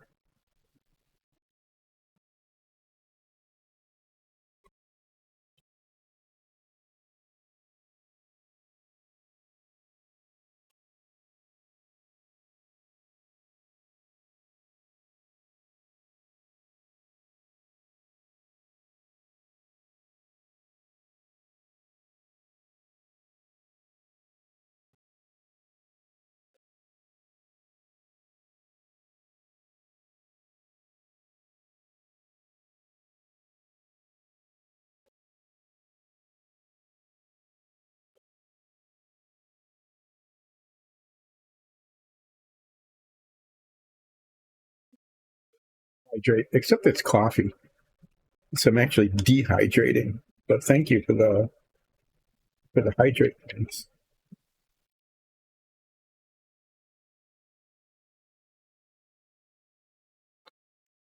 I'm going to just use the larger brush, and I'm going to paint up. Yeah, larger brush, the huge brush compared to like that, right? Or even this. I miss painting dungeon tiles, so I could just grab something like this and think, oh, this is almost too small, and just spread paint all over the place. But no, those who are in charge decided that painting minifigs was a whole lot more interesting than dungeon tiles, and so here we are, being much more interesting. So I just wanted to paint up to there. So we can see how this looks against the armor. I paint the whole thing. I just want to paint enough so that we get a good perspective on how it looks. It's a little shiny right now. This will actually become less shiny as it dries, which we will let it do now. There's a huge splotch of it out there.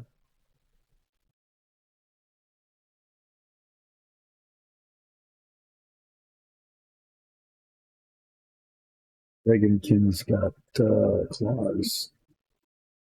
But I think, well, we'll just see how it looks when it dries. Okay, like I said, we'll give that a go. And if it looks good, that will become the skin color of our metallic Dragonkin.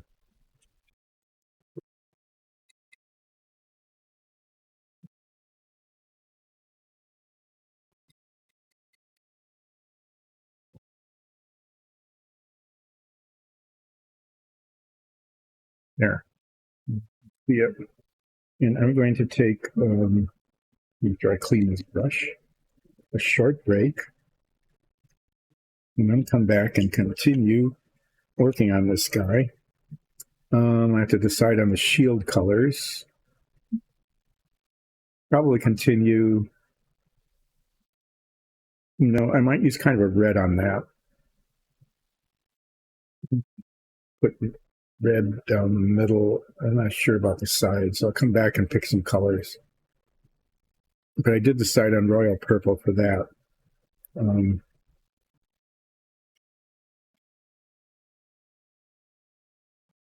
Green.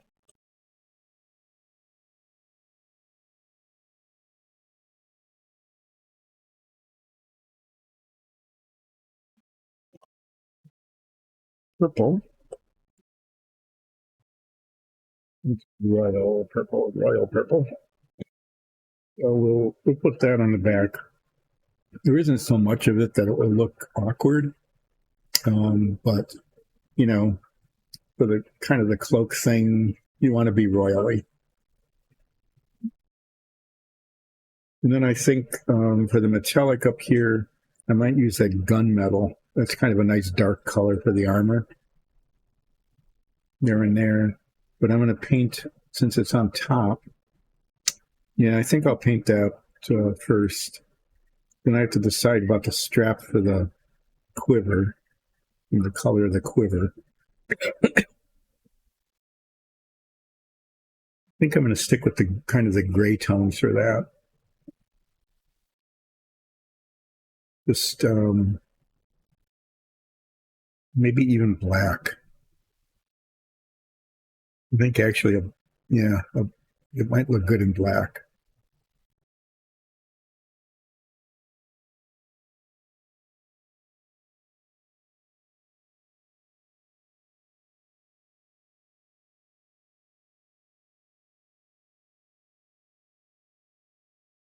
There's a lot of stuff to do here. Well, let's see how this dull aluminum turns out. We'll take a look, see if we can get audience approval. But I'm going to take a little break now. I will be back in probably like 10 minutes or so. See ya.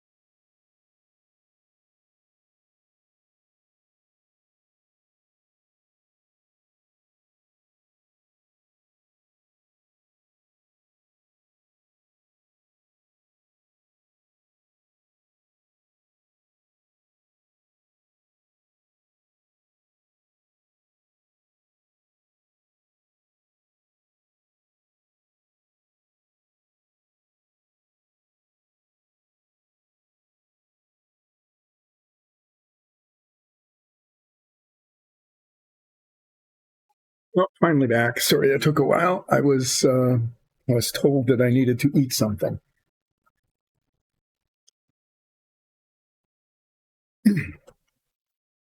Who has pretzels? I didn't have pretzels. No pretzel day today. Nope.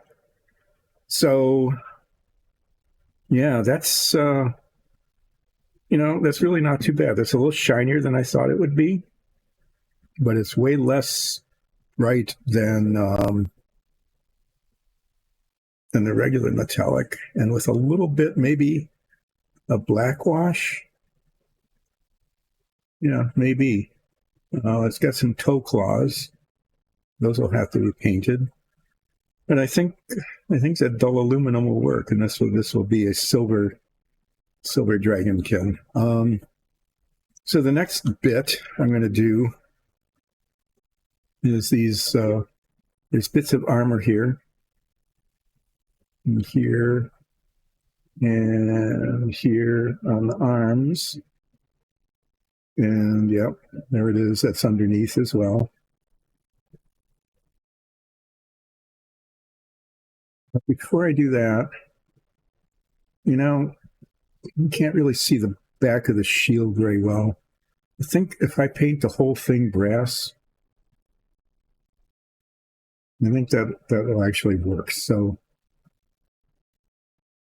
the brass has dried up, but I'm going to get just a little bit more out and paint the whole thing, just so that there's some color on it.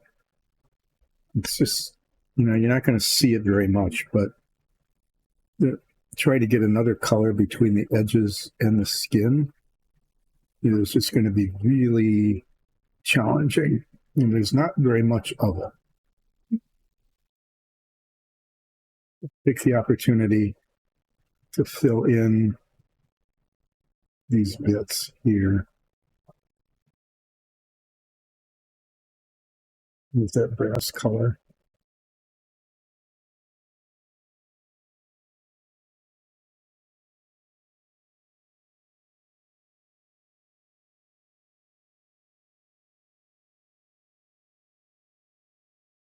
And since I squeezed it out, I'll take a look around, make sure that I'm not, if there's spots that aren't missing.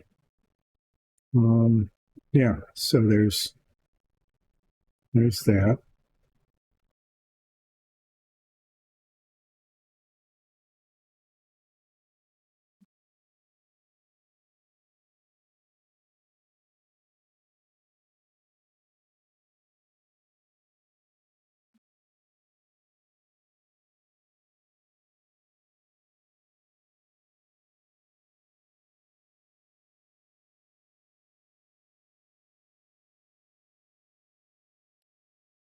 I'm going to get another color out. I think I'm going to use a gunmetal.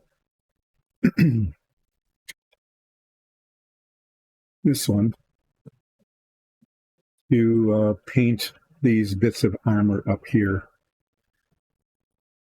So up here and down here, there's the undershirt there. This looks like it's the edge of the shirt. It's going to be the royal purple color. And then there's just one on this side.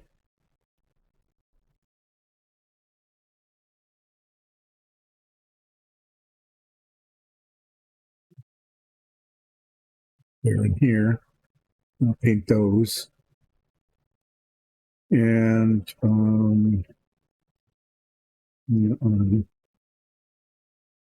that'll be dark enough that it will contrast with the kind of dull aluminum color that the skin will be. So let's magically vortex this.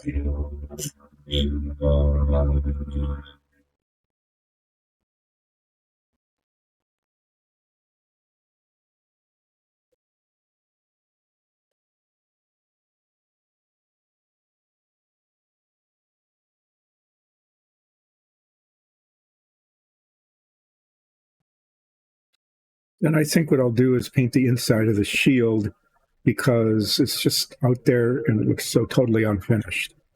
And I want to paint that. I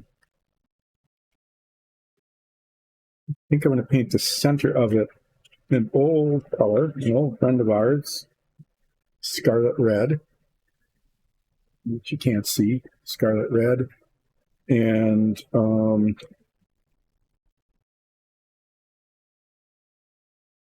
that's kind of a dark red color. And then I think on either side of it, I'm just going to use another red color.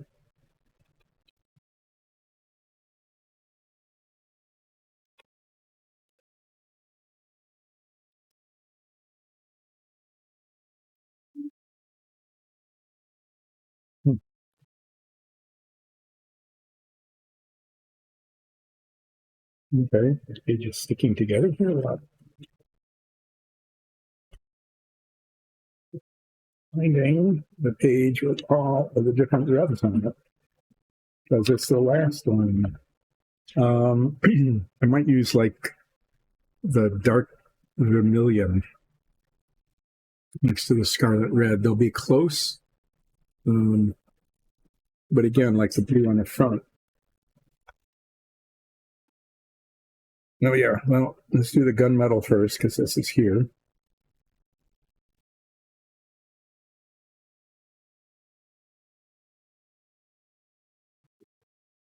Paint this dried around the cap. Well, let's see. I actually think I can use a larger brush for most of it here because it's not in contact with anything yet.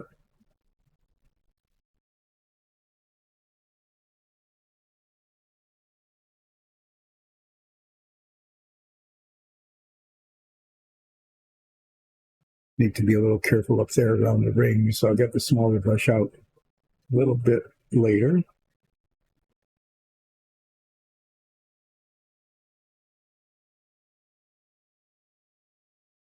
I've been discovering it's important to not have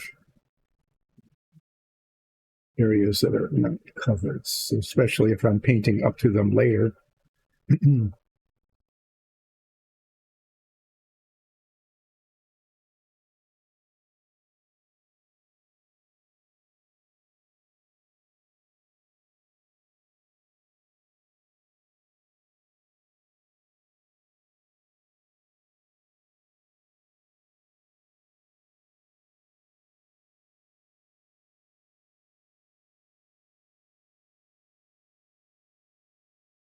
Just kind of filling in the areas that we can get quickly.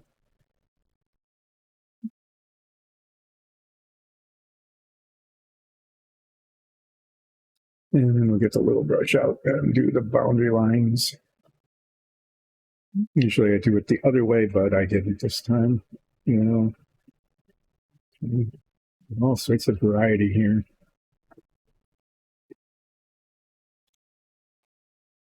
Let me get eyes to focus again. They were focusing okay earlier, but they kind of gave that up during break. Whoa, smushed my brush.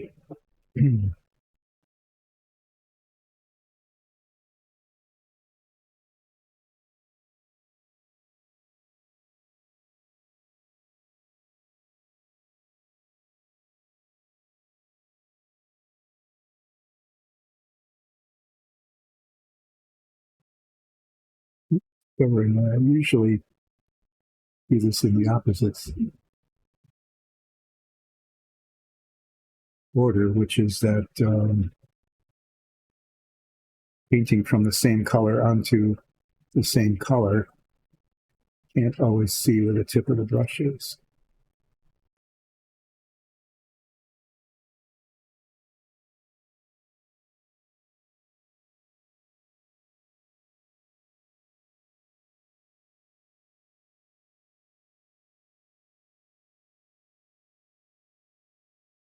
It just kind of goes down here. That color, and now I can always paint over it if that isn't right. Get down in that little over there.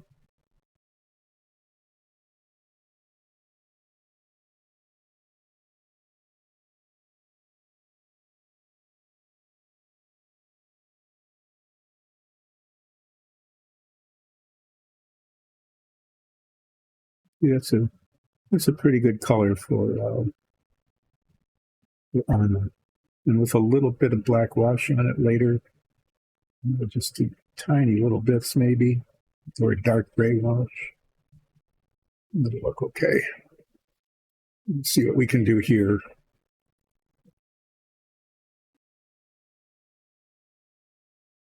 Oh, geez. Okay. Well, that's not part of it. That's the strap. I don't know what I was thinking there.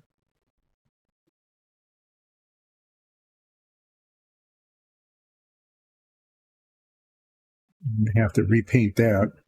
The black color. That's the strap for the quiver. Made an altogether mess. Nice. Nice going. Nice not knowing what you're painting.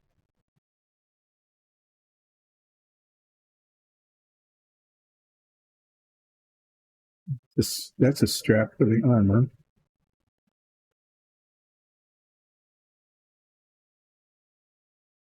Painting. Okay, well, we'll be coming back to that. I'm going to be painting the straps black.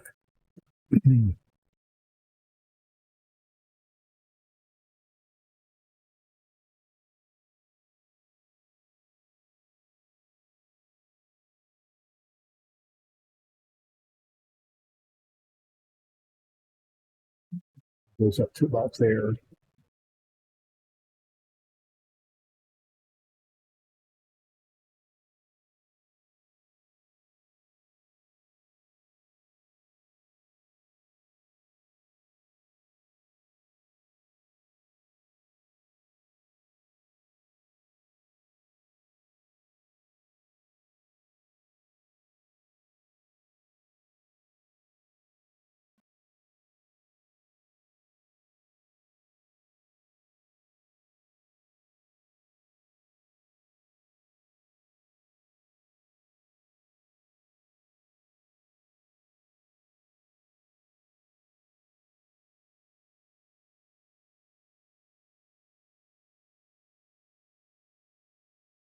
Banding on this. Might be nice to highlight later. I'll have to decide whether to paint that.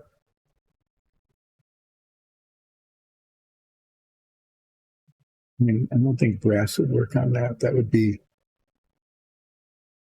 It wouldn't work very well at all, but maybe like even a darker metallic.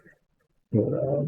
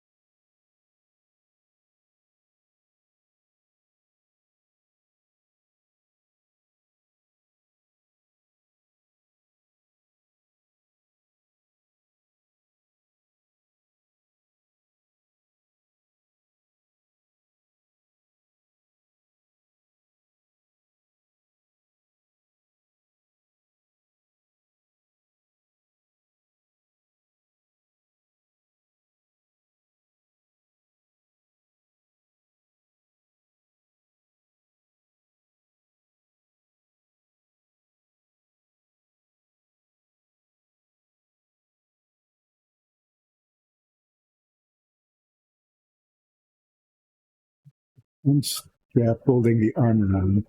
You can clearly, yeah, great. It's one strap holding the shield here. You can clearly see it on this side. The other side, it's not really clear, so I'm going to paint this first. And then look at where the strap goes around the bottom.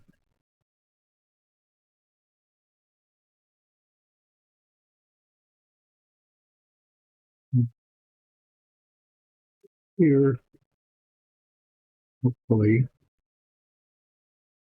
what is the strap and what is the armor?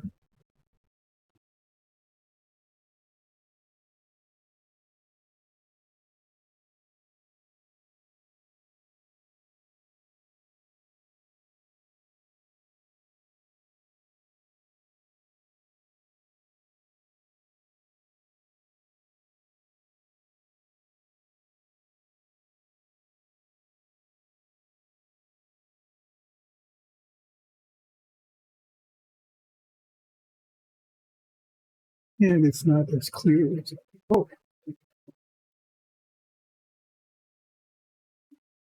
Okay, it's actually the lower one. This is the arm up here, and there's the strap there.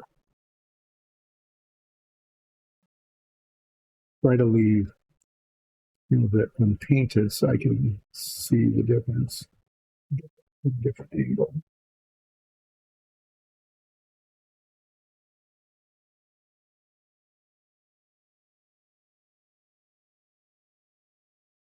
This bit there that is a little scabby looking is the strap for the shield. This up here is the continuation of the armor.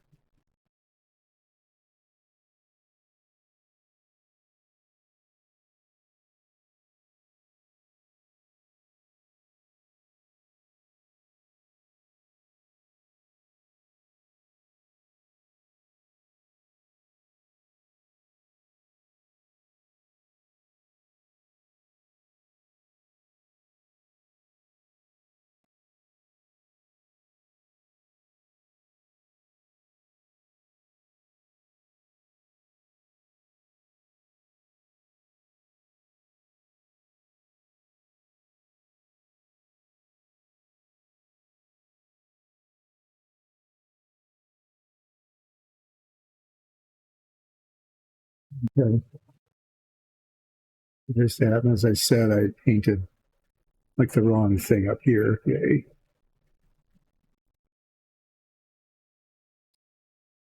Oh, no. Oh, my. That was not good. Managed to get paint on both colors. Well done.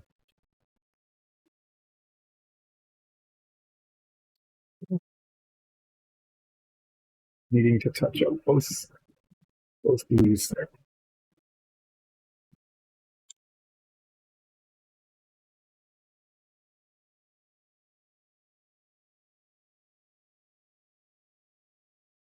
Well, let's take care of that.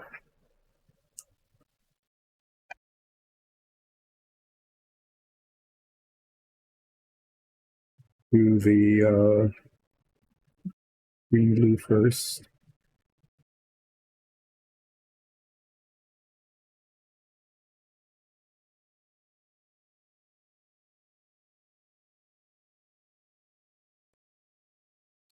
And then we'll do the turquoise.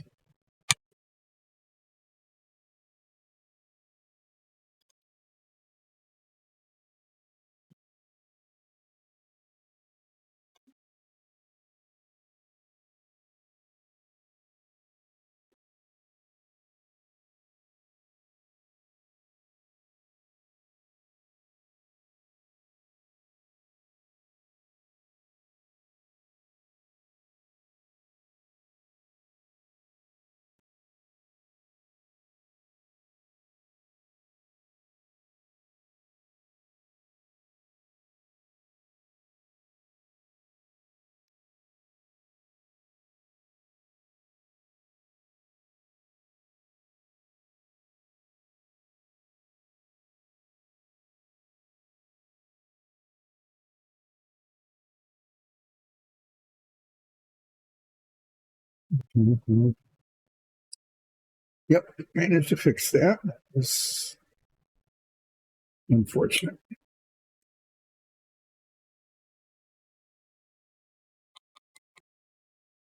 Oh, what shall we do next? Shield.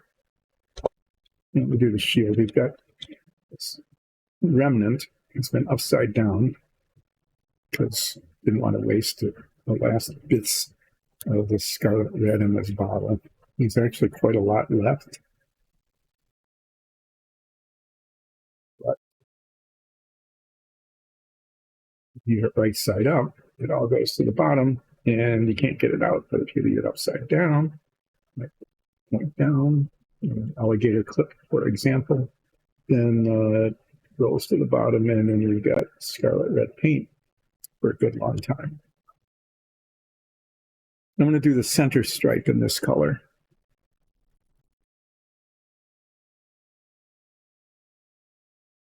Say, why is someone dressed in blue carrying a shield that's decorated in reds? And the answer to that is because that's the color I chose.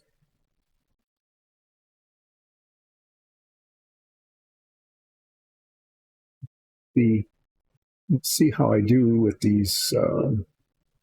They're pretty well demarcated, the lines between the colors. Let's see how I do when it comes time to actually paint inside the lines.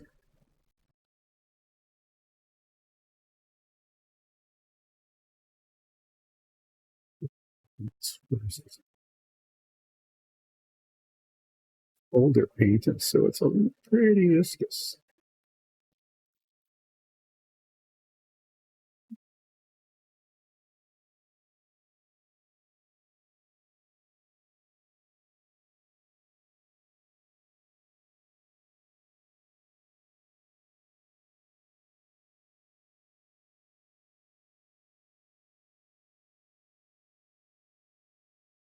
I'll make sure I get up to the lines. You know, there's some brush marks too. Hopefully that will even out and look okay.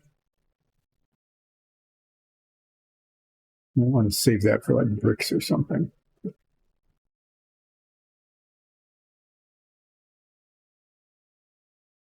You need to let that dry before I paint the next color. Oh, you won't take too long, but let's see. So since it's showing brush marks, I'm going to try to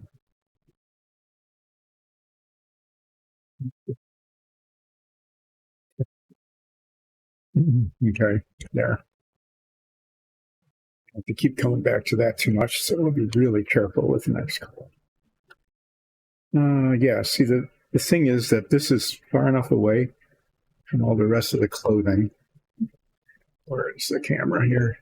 The shield is far enough away from everything else that the reds won't, clash too terribly much. So this part's looking okay.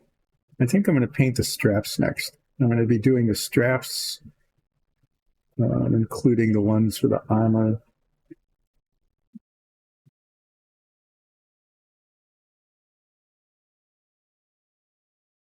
Here.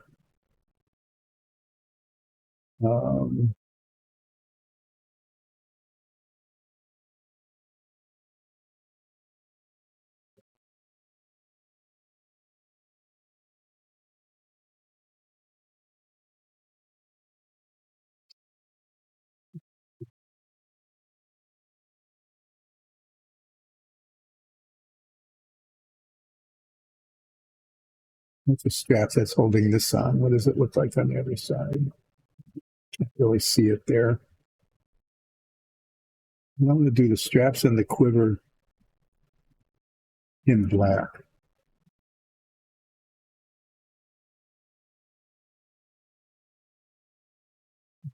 Putting under here.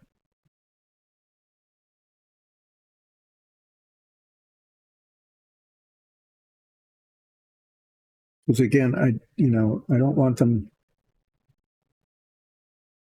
to be like contrasting too much with this kind of nice 3 blue combination that turned out pretty well.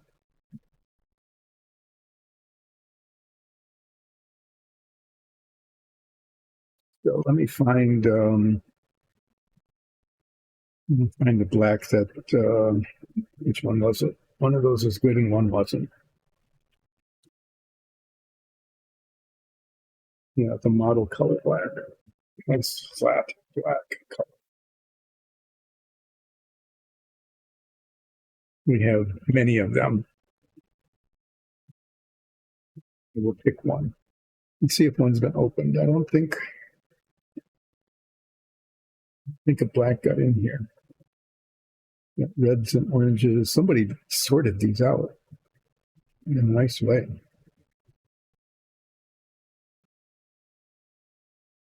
But they were otherwise kind of randomly put in here. But anyway, yeah, well, let's mix up the black.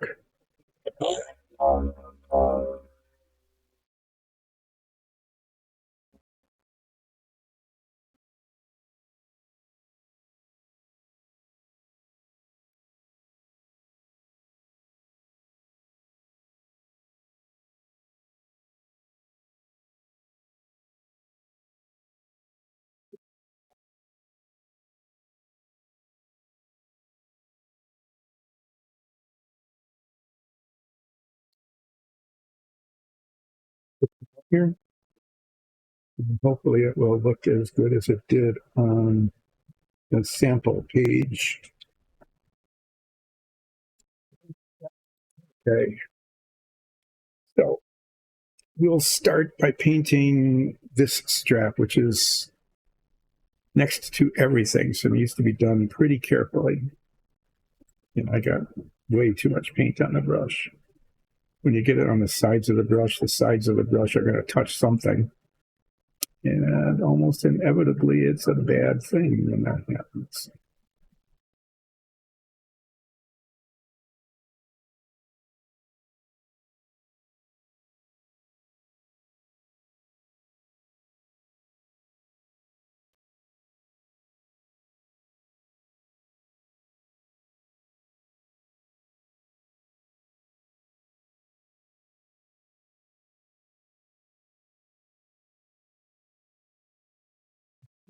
The stock of the crossbow, which will be another thing that we will work on at some point in the future.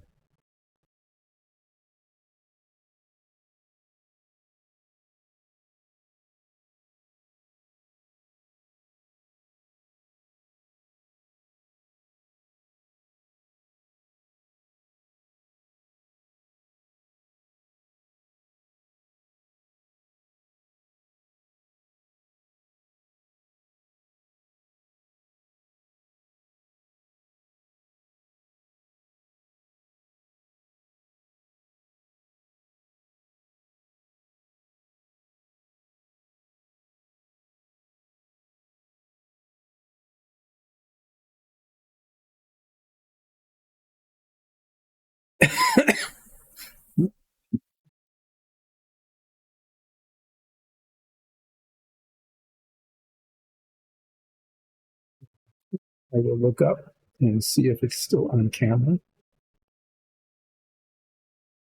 Every once in a while, it wanders off.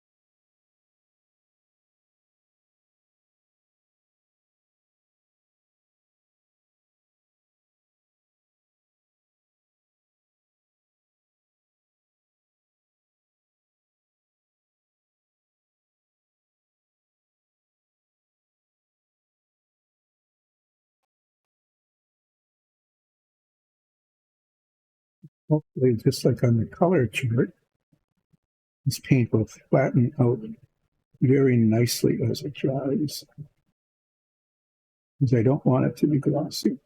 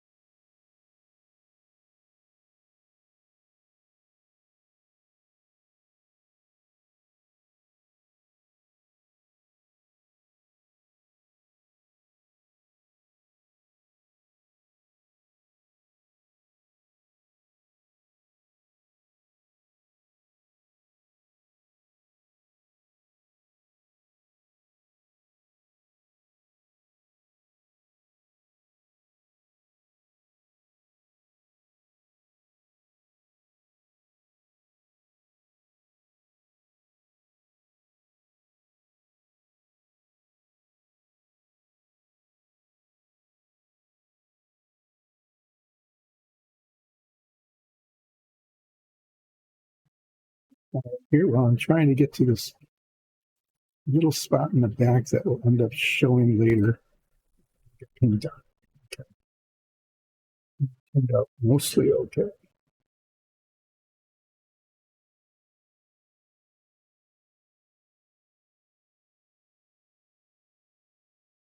See if I can get it. It's just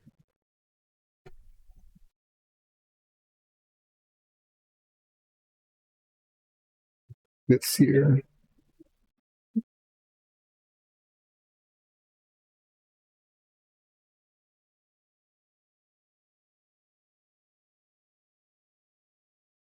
Underneath that tooth. There we go. See if I can get it on top now.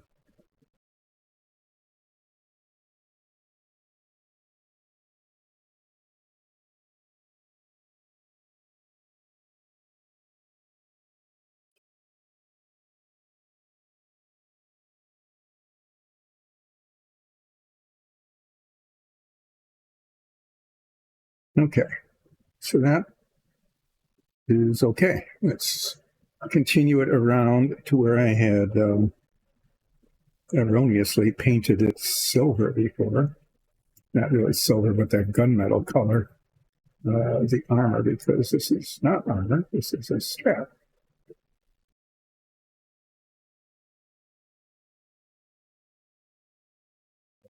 Painted strap color. Armor color is it's not the armor, it is a strap.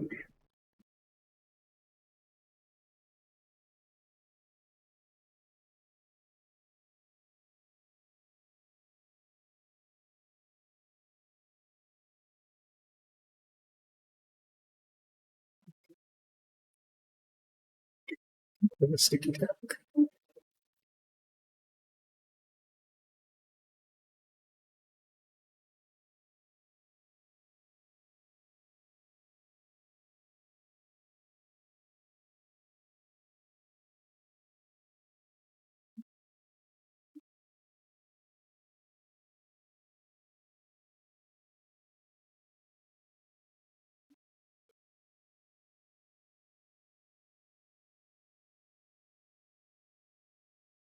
Hmm.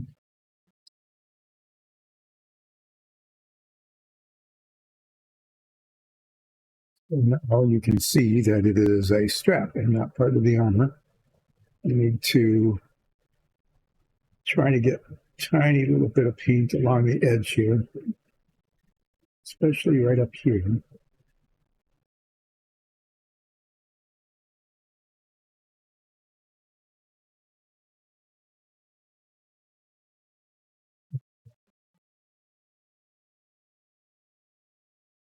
And it doesn't look too bad.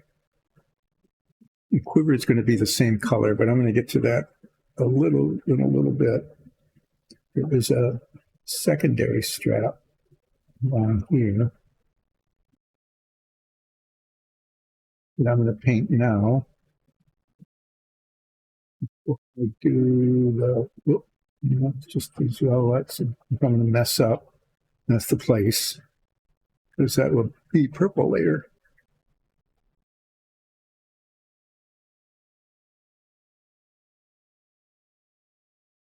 How that edge will end up looking when I'm done with the other color.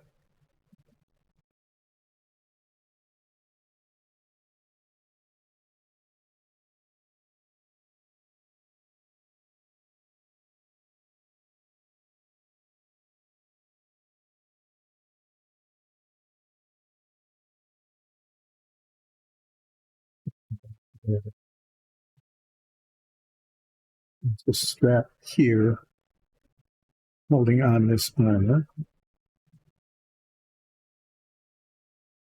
Paint that.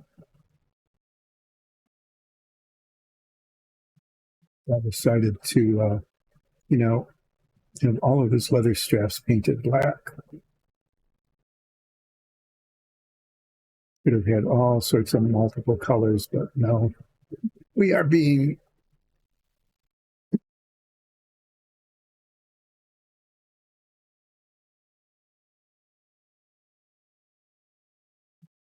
body color is going to have to get in there somehow. We'll see how that goes.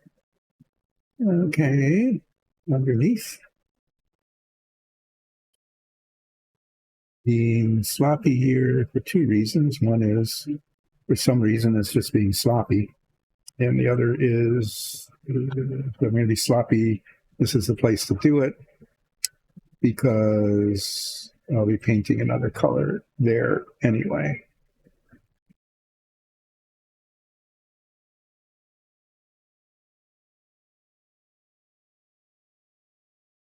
Okay, so we got this strap here. We got this strap here holding this piece of armor on.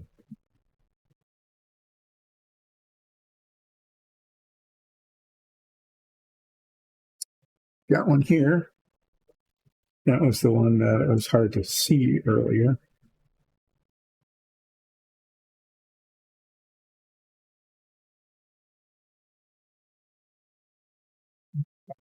Camera, isn't it? We will just bring it a little further.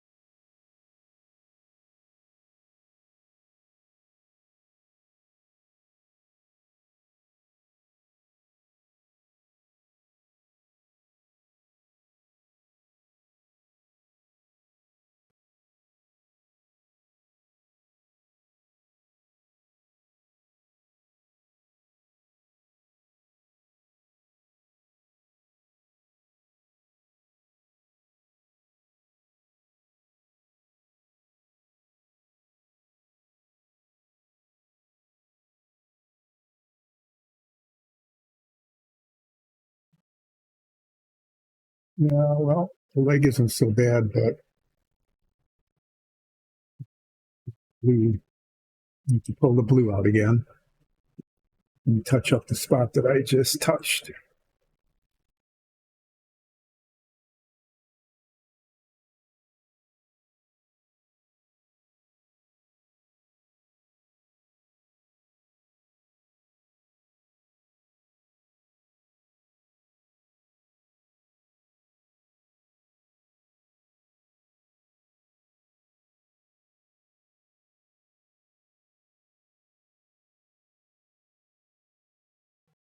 It's not too bad. The other one, he's holding on to it there. And there's just paint these little bits on the side, I think.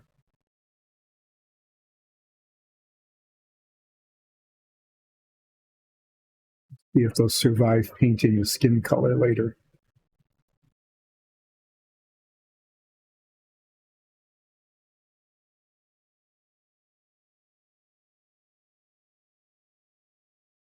These grips.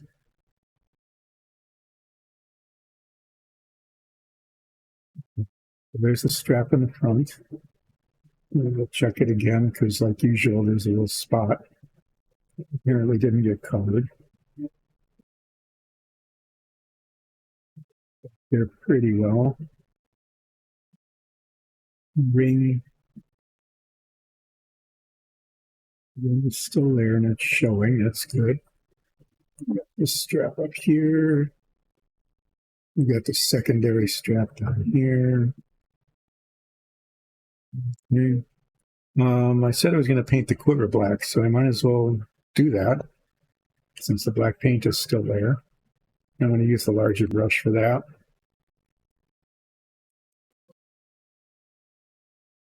Does this have a name?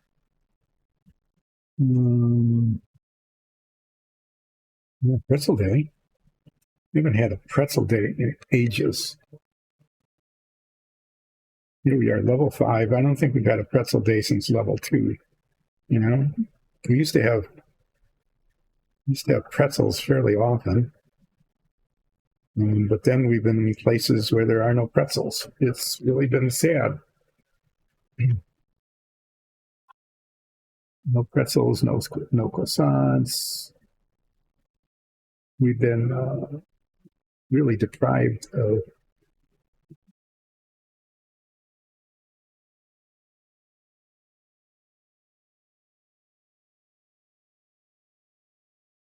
decent bakery. Maybe when these Dragonkin are done interrogating us, I mean, asking friendly questions at some point in the future. Well, it hasn't happened yet. Anyway, being in the cave, I think we're in the cave now, the old mines, no pretzels, no croissants. Nothing decent, really.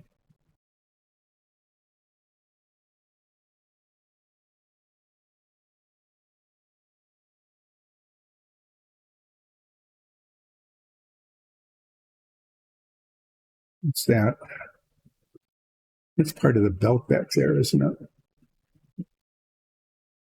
I need to get the royal blue out again. Right there. Right there on the side there. Maybe even down there a little bit. There's a bit of the belt because the quiver ends here. And the belt seems to continue a little bit further. So I'm going to have to do that.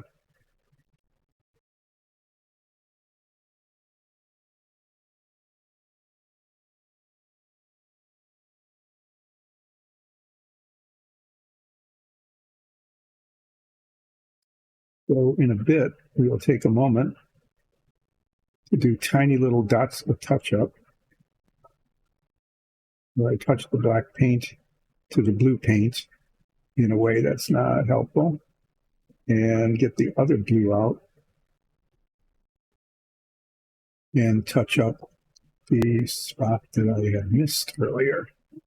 So I think this quiver will look okay in black.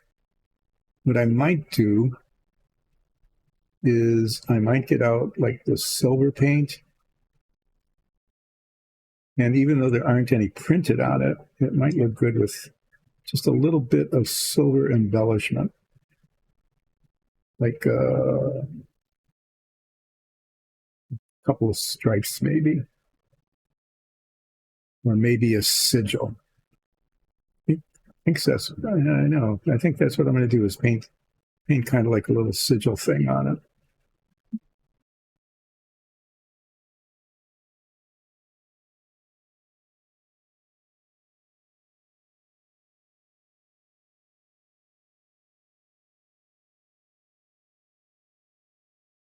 And there,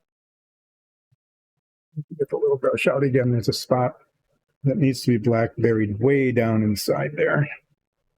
Hopefully I can get to it. There aren't too many things in the way that won't be painted later, but it's right there.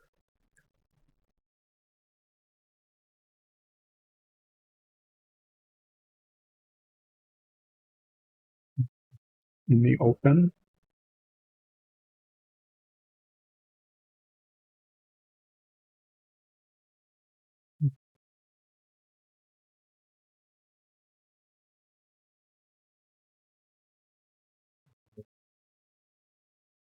Just, it probably should be blue, but it's mainly just making sure it's not white.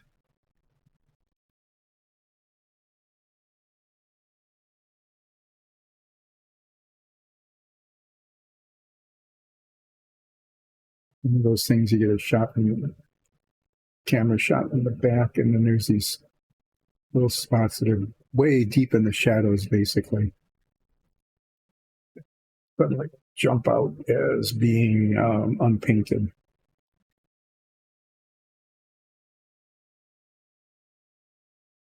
Okay. Now I need to get the blue out because there's a bit of blue there and some blue there with the belt that needs to be done. And then there was a spot I needed to touch up here. That was the turquoise.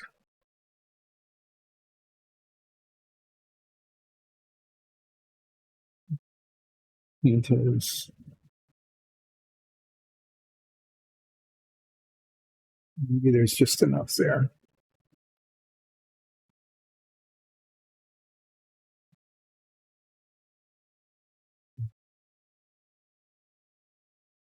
You don't want to have to squeeze out more just for that blot that I had. But I do need to get the blue out and do those spots that I had missed earlier. And that was the royal blue. I'll give it a little bit of region. That's it.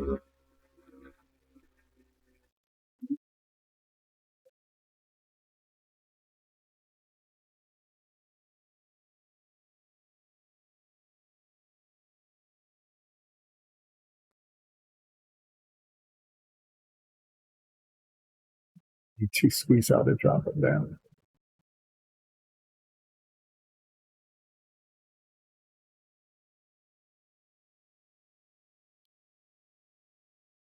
So yeah, you can see all sorts of, every time I have to touch up, another little blop comes out. So I got all these little spots of different colors of blue. So yeah, there was this spot back here between the bottom of the quiver and the top of the, well, the bow of the bow. That was an extension of the belt that didn't get painted belt color.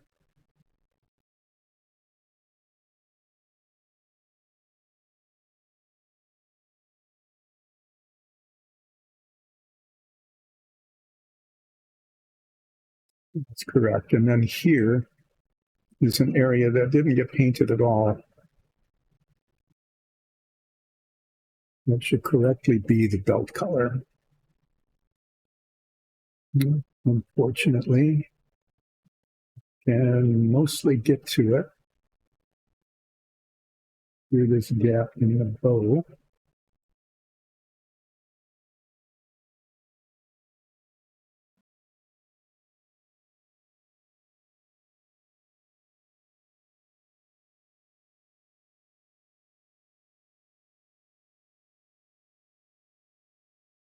To decide what to do with the bow. You know, I could just paint it wood. I mean, this will be leather.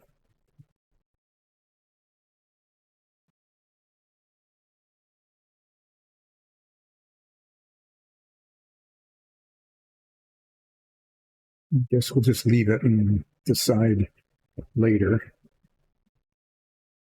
Okay, what I'm going to do now, look around one more time since I got this dark blue out.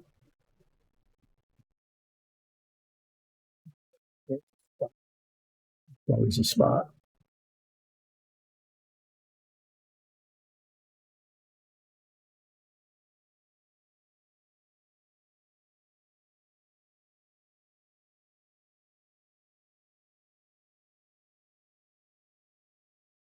Okay, so I think,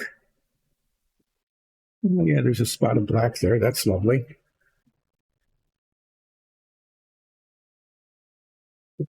Black is still alive. Yeah, that's what I was saying earlier. The paint, sometimes the paints as they dry will pull away. And then you'll end up with these spots.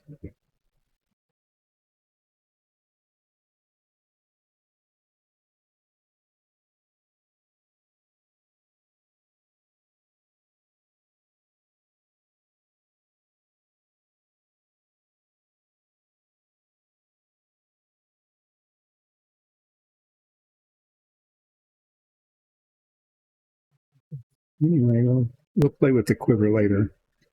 And I think I got the straps okay.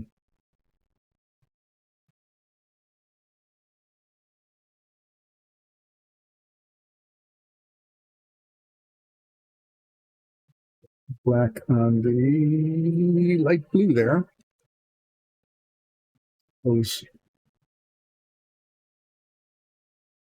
where that came from.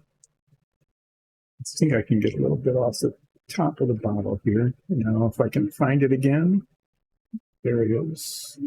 Pretty obvious spot.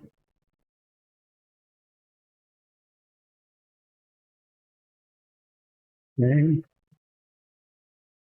The spot down there that looks like it needs to be painted again.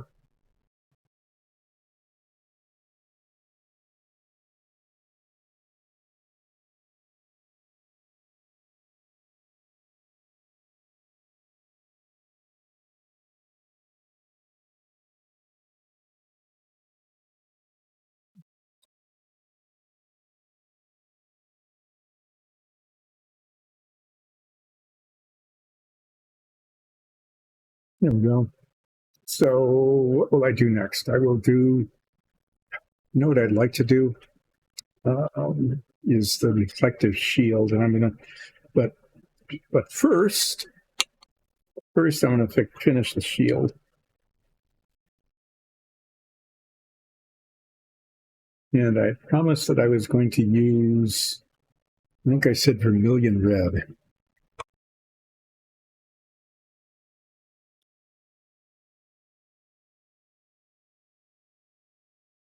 This color. Yeah, dark vermilion it is. Okay. Well, let's see how it looks. I hope it looks good because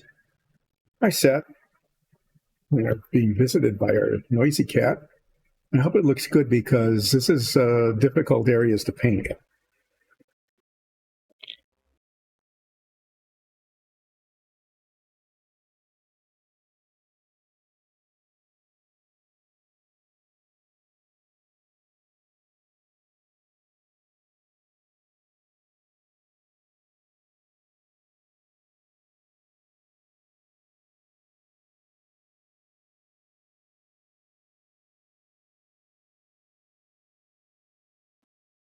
Okay.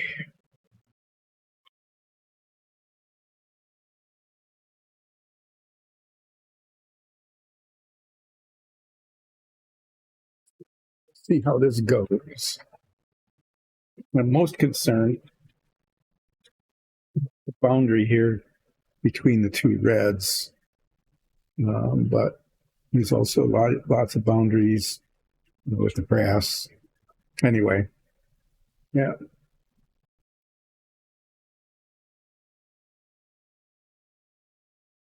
So it's a delicate painting going on here.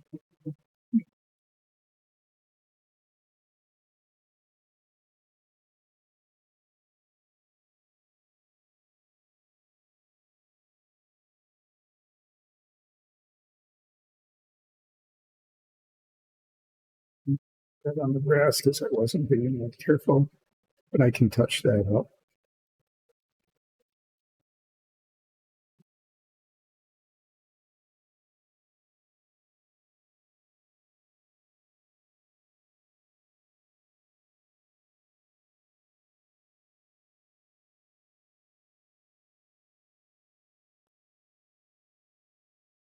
This is one of those use the side of the brush kinds of things.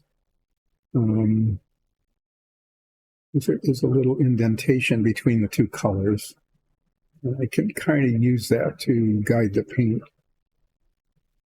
But I got a bunch on the brass on this side and probably I did it on the other side too.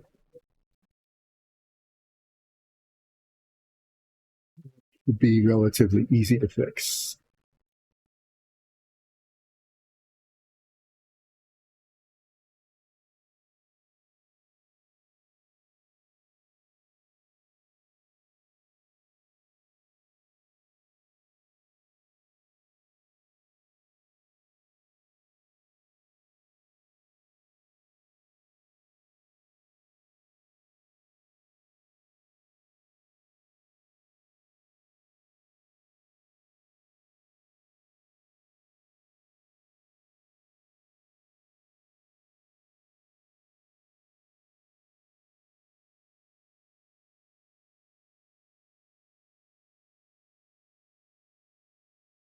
Scarlet red turned out okay.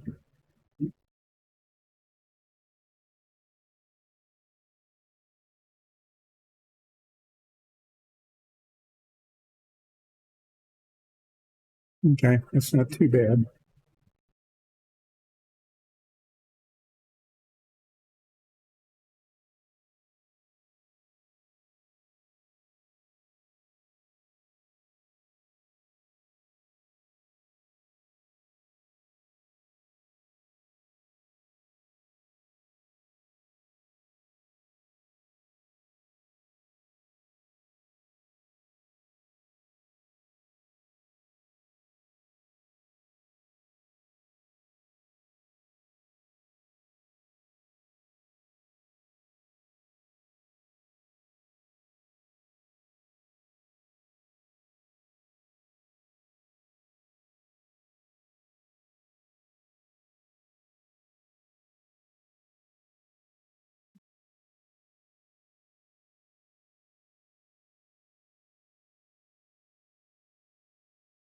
need attention. Yeah, I'm sorry. Sorry, I'm not paying attention to you right now.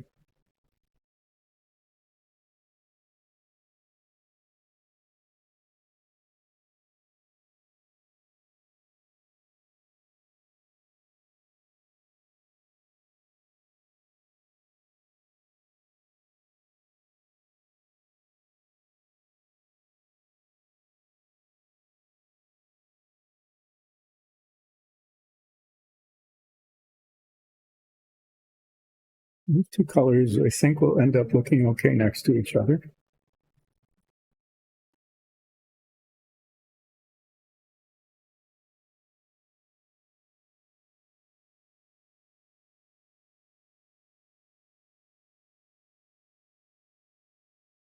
think I definitely want to tone down that brass a little bit, but not make it look dirty. So I'm thinking not washing it, but as I mentioned earlier, getting that bronze color out. I'm trying to just sort of dry brush some of the detail, but I'm going to have to touch up the brass before I do that because there's the spots where I just got the red over it, like I just did some more there.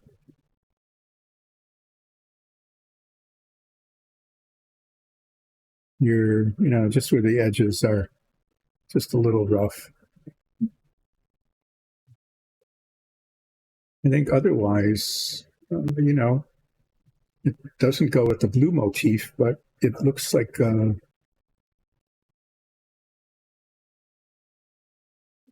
nice color combination. And why is the shield red and red? Because probably up a story that these clothes are the clothes of this blue motif against the dull aluminum skin is the motif of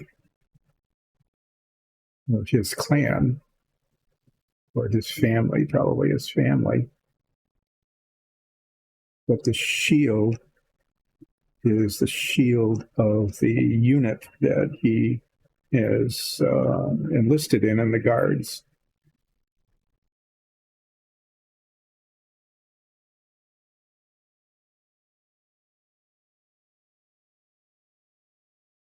Provided with the shield. But, he's carrying it away so it doesn't contrast with the clothes. And there's this one spot where I just went over a little too much. We'll see if some of this red is still alive. No, that dried up.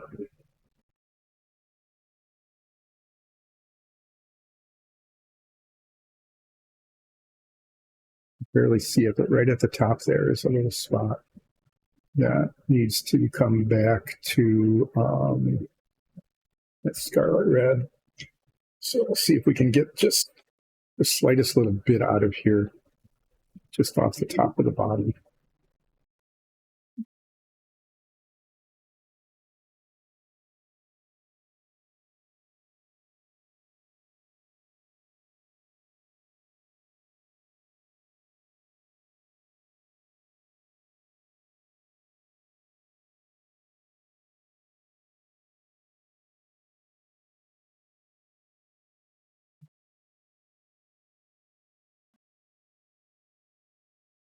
And there next to it, yes.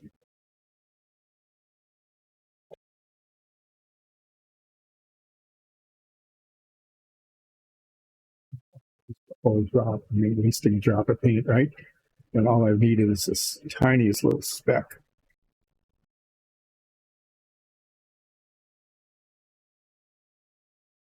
Okay. And as I'm doing that, I'm looking at the vermilion red and noticing, of course, that there are spots that it's one spot down there at the bottom. There. needs to be red that isn't.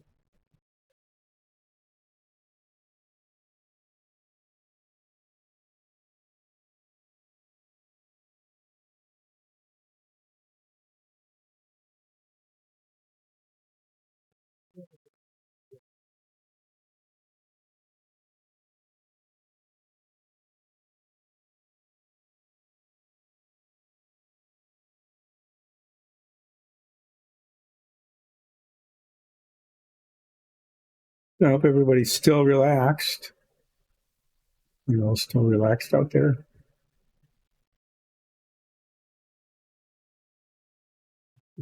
And you know what? Don't clap your hands. That would not be a relaxing thing to do. Okay. That put this back in the upside down clip.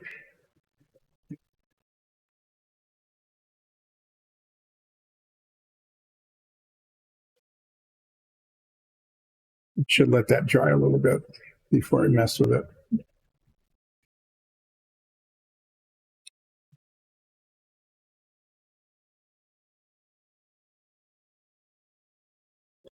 Yeah, the spots on the quiver here that aren't done. The black is still good. Down on the inside here, arrows go down in, looking down into it. Did not get painted black, and they need to be, because they will show up badly later.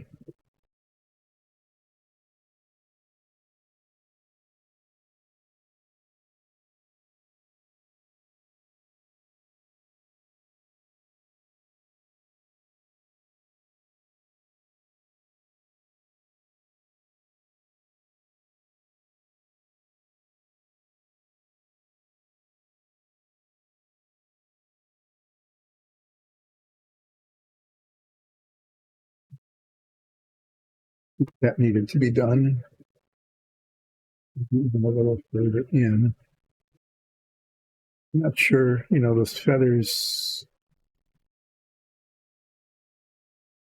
Like there's 2 bolts. Not very many bolts in this quiver. Those will be blue. I think it only makes sense that the feathers, well, I don't know. Maybe not. Maybe because even though his family colors are blues and purples like that, the arms, not the arms, but the armament seems to be issued by a red themed organization.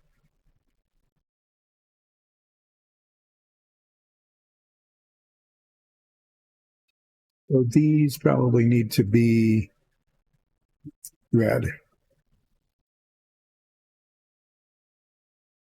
Maybe even alternating if I get real fancy, the 2 different colors.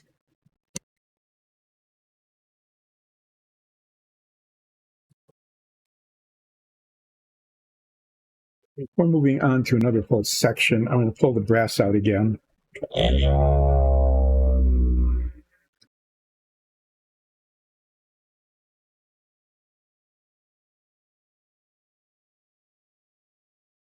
And just do the touch up on the shield. That needs to be done. I got the red too much onto it.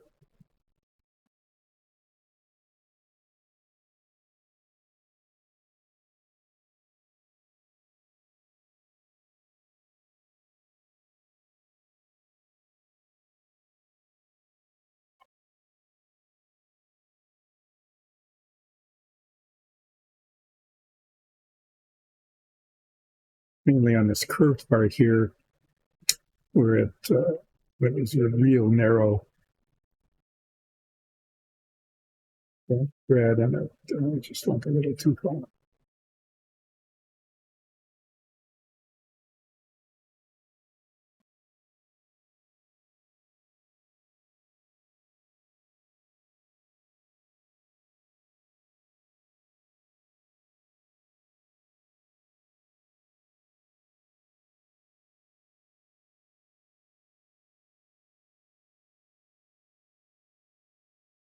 There's kind of a raised part here.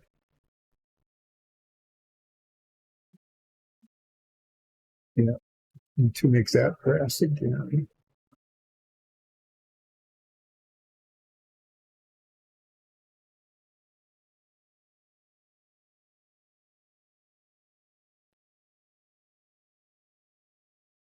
Yeah, I think that's good.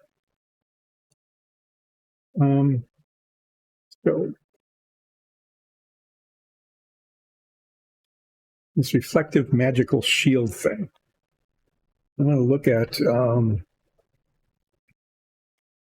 these pearlescent colors. These are really kind of cool. They're shiny like that. And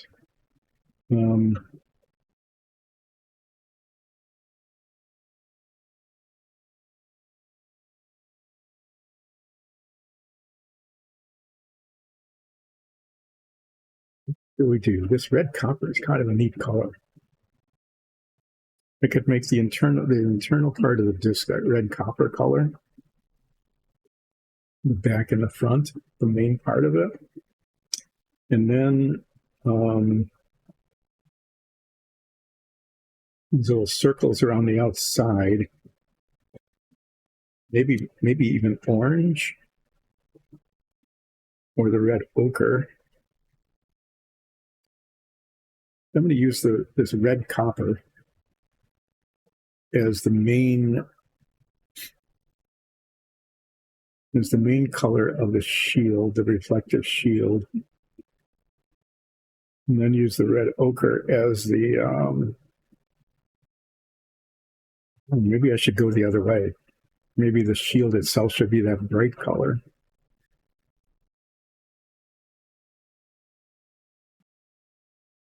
Well, let me do that first. I want to paint it with the red ochre and then do the red copper as the little blurbs around the outside.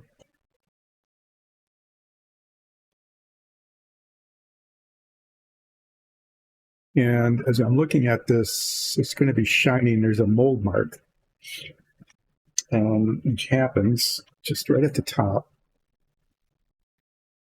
Get it with my finger. Yeah, it's kind of soft. Be able to get that on. I'm going to pull out these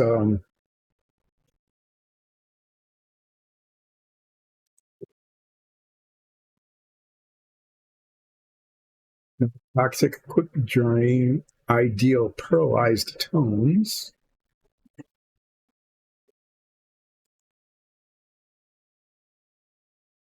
I'm going to pull out the red ochre and the red copper. Got these down here. These are really viscous. Yeah, I'm going to I'll just paint it the lighter color at first. That's kind of the base color. I can use a bigger brush on it, see how it looks, see how it turns out. I'm going to give these a real good mixing on the vortex spinner here because they're really they're hard to do by hand.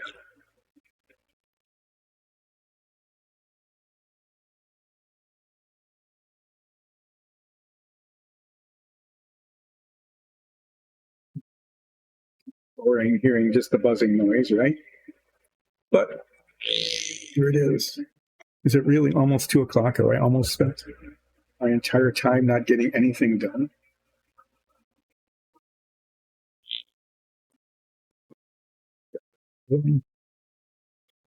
No kidding. Wow.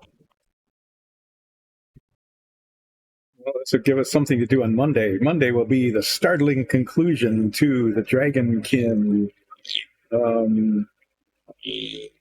character thing.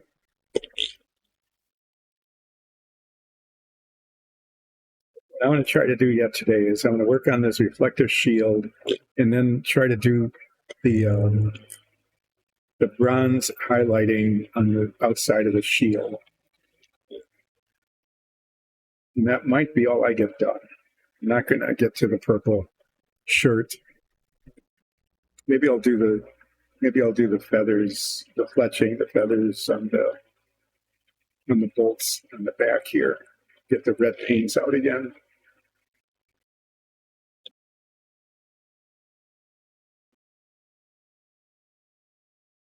See if this has been vortexed enough to be usable.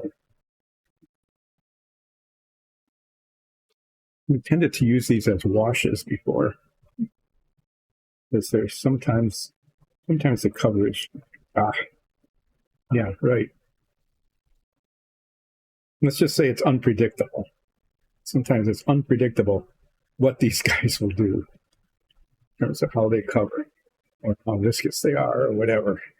But this is, there's a whole lot of that, way more than I need, but let me paint it on. And we'll see how it covers and how it looks. Painting it up to the guy's hand there.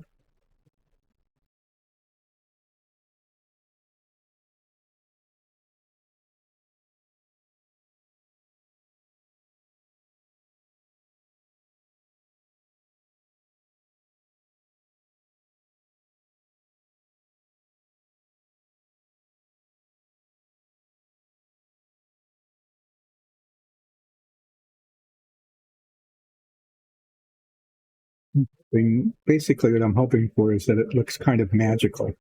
You know, since this is a magic reflective shield, is that the pearlescent quality of it will give it that kind of somewhat insubstantial look.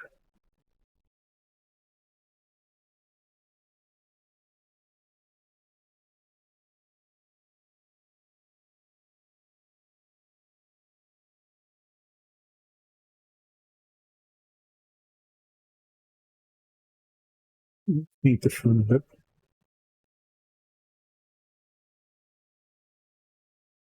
I'm going to paint these two because I'm not sure how that copper is going to cover.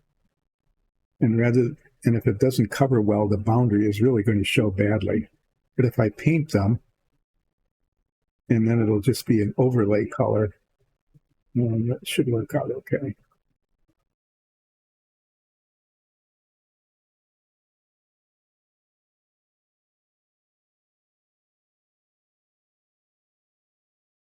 This is going to stay shiny, but that's the point. It's magic. And that really, the shield doesn't really exist in the physical world, so to speak.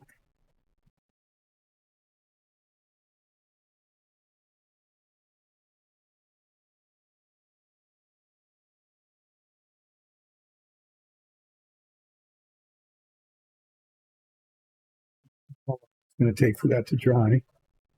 We will find out. What I will do is I'm going to do next is I'm going to paint the little feathers on the bolts back here, pulling out these two reds again, and let this dry during that period of time. And then I'm going to pull out that copper one and paint the little rondel things, and we'll see how it turns out.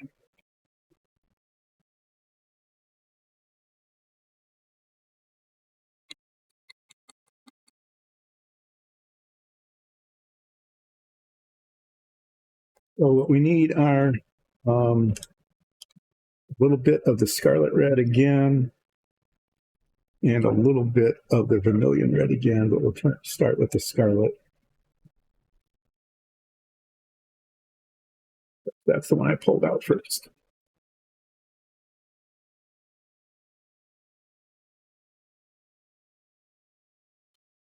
Now we're going to paint these feathers.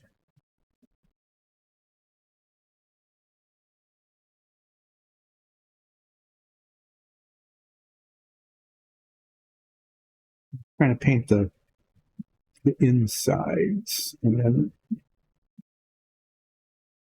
use the vermilion red to paint highlights on them.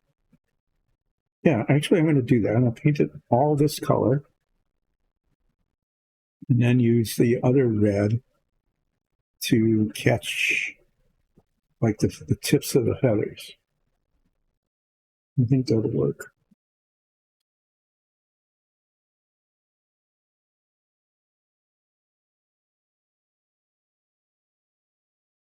This will be good because it's a little hard to get the paint into all of these little nooks and crannies in the feathers. This way I can get them painted, the base painted well, and then apply the alternative color.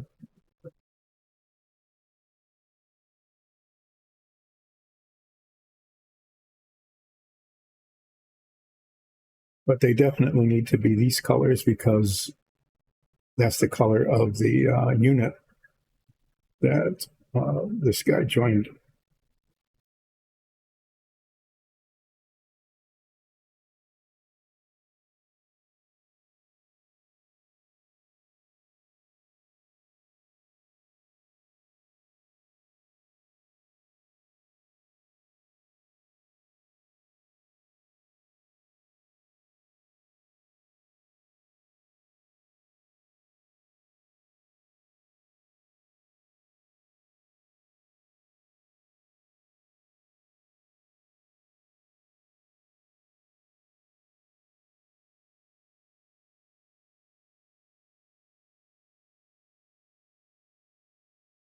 It's amazing how long it takes me to paint these things. Nikki would have had like 2 of these done in the same amount of time, and they would look twice as good. I think I say that every time I paint something, is that it takes me twice as long to get something that looks half as good. But, you know, she is an artist, trained in art and art history. And I am old enough to always be surprised that my hand is steady enough to actually do this at all. Now I see a spot there that needs to be black that isn't. And it isn't that I touched it with paint, it's just that it's not painted black.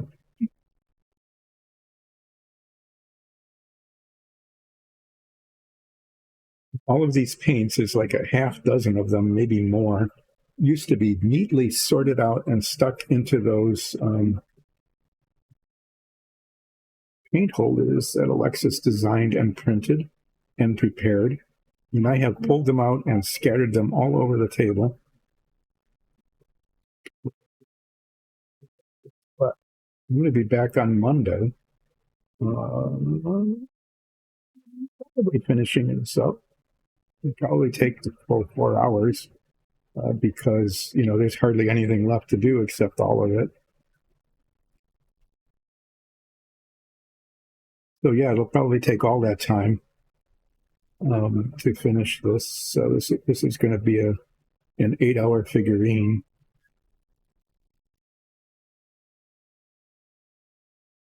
But it's so relaxing, right? Okay, so let's clean that off. And then we'll see if I need to squeeze more black paint out or whether that little bit that's still in there will stay alive enough for me to grab a dot. Nope.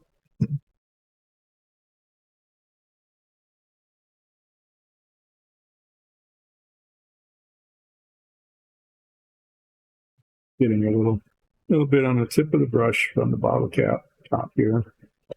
But that's all I need is, right. So there's some here.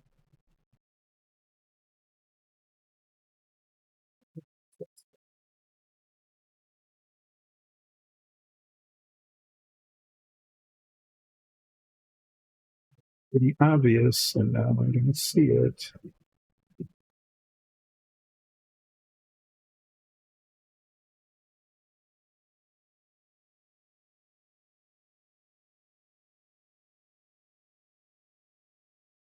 There's some that needed to be done.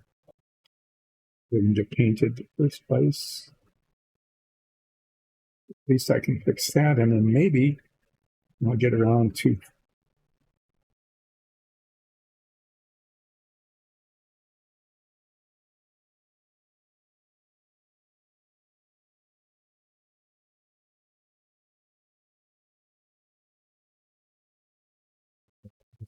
piece them out. At some point, you just give up and say, there.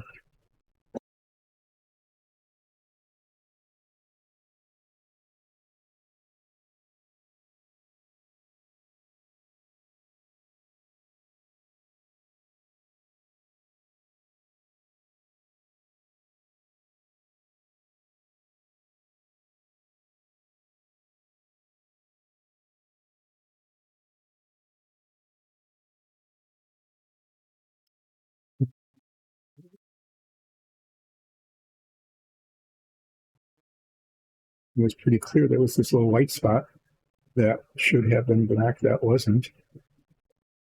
No, I can't find it.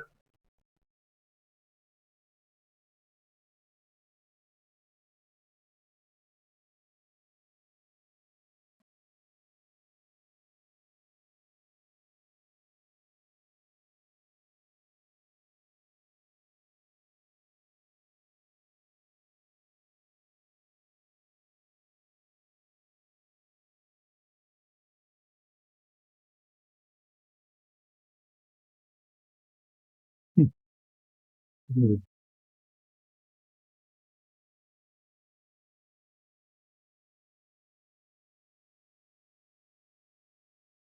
Keep looking.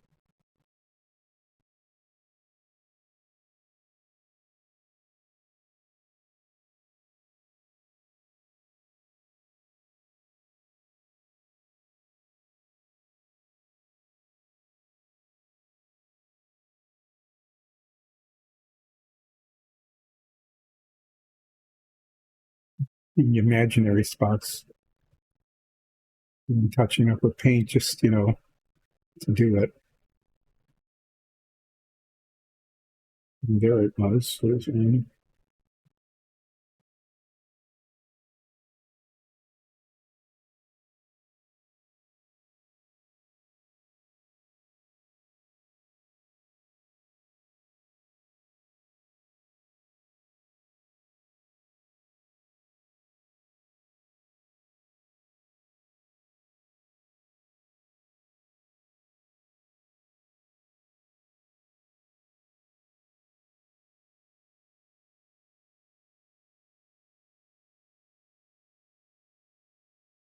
Yeah, well, if it's there, we'll have to wait for another time because I'm just not finding it.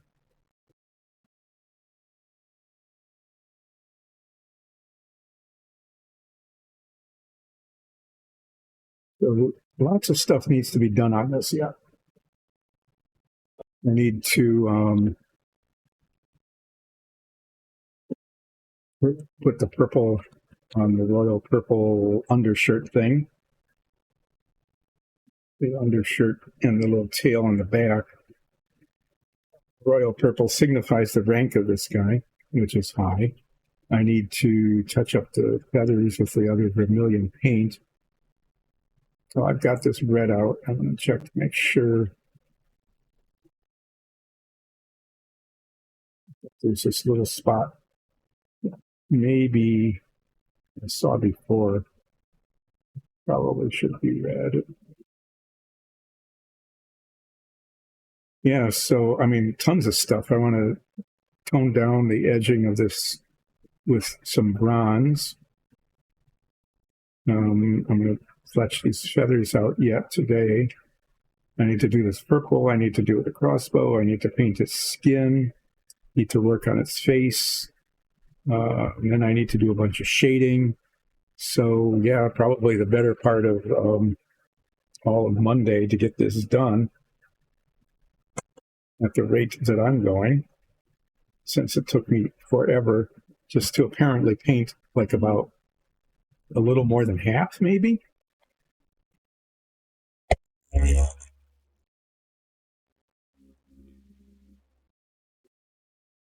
Just take this, and I'm not going to try to paint individual feathers, but I'm going to just highlight some of these in this lighter red.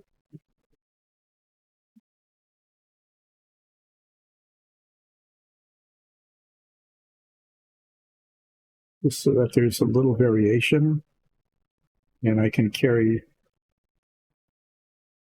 through the color scheme of the shield. That's all I'm really trying to do with this.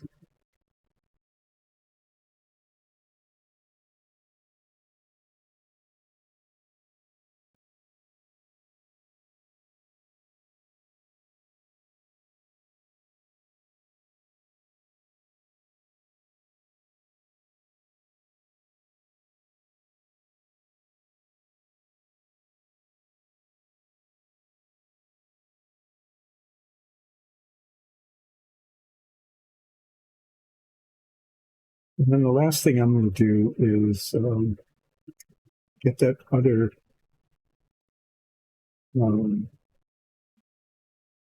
paint out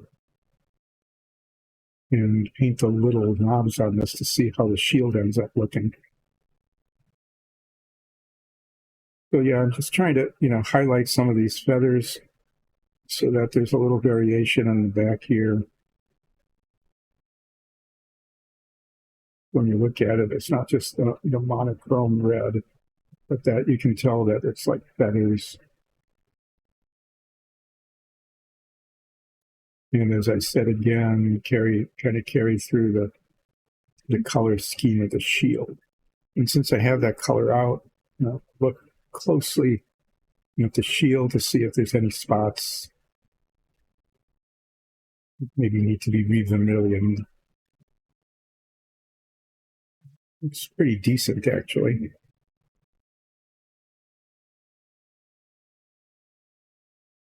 Overdo it on these feathers. But, just enough so that you can see the different colors. So a little bit over, but I'm going to I do want to see that other color on the shield. So I'm going to take a little extra time and stir it up, flux them out, and paint those little roundels on the edges of the shield.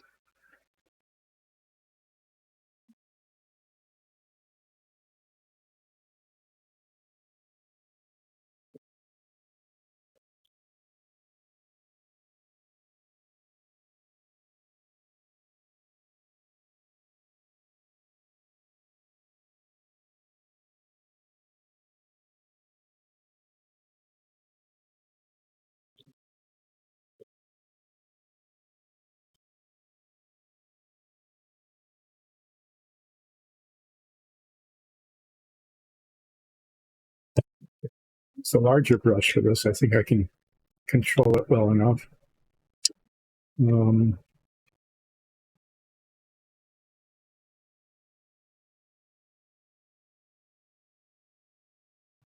These bottles are way bigger than the amount of paint inside. There we go. Sometimes that happens. It's like, oh, I got this big bottle of paint, and then there's hardly anything in it. Well, it squeezes out way more than you need, but so it is. I'm going to paint the front first.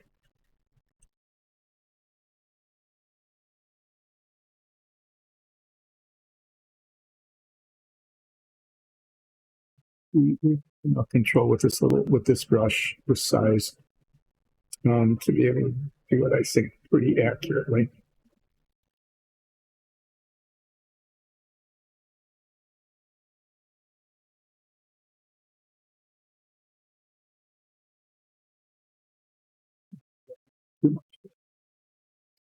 We'll worry about that later.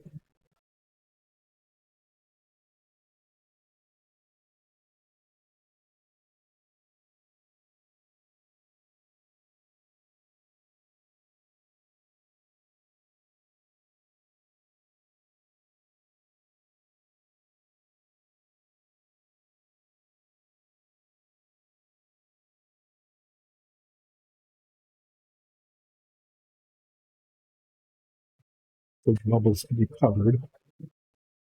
And we'll do the back here.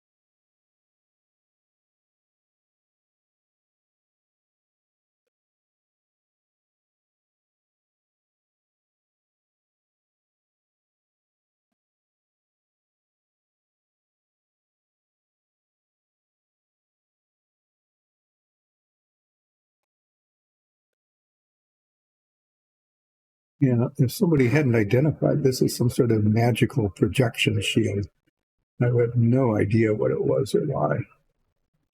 But since it's magical, I can do, like weird magical like effects on it, right?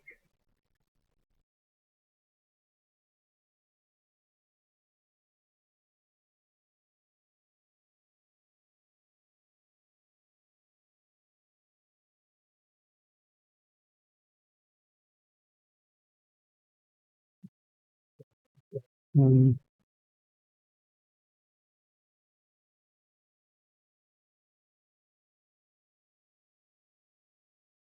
they actually are very pretty colors. Nikki used them on a couple of things like Sturmgrimmy and or water, those kinds of effects. It looks pretty good. So I overreached some of these spots a little bit. Just touch it up. I don't know. Let's see how this works. But I don't want to mess around with it for too long. It's just so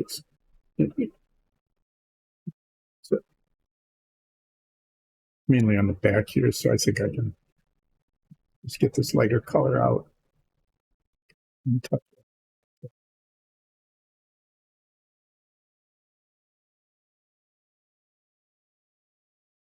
Okay, well, I'm thinking that looks okay. I'm not quite sure what it's doing or why or how, but it looks magical. Doesn't look other than magical, so the pearlescent I think is working okay. It's not quite metallic, but it's shiny and glowy kind of. Okay, well, let's wrap up because I'm actually running late today, believe it or not.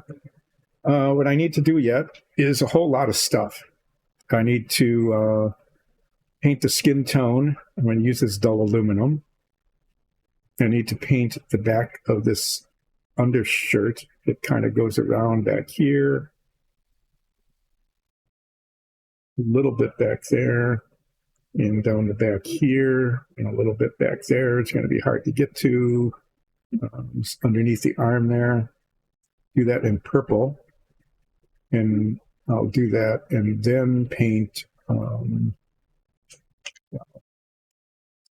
then paint the skin.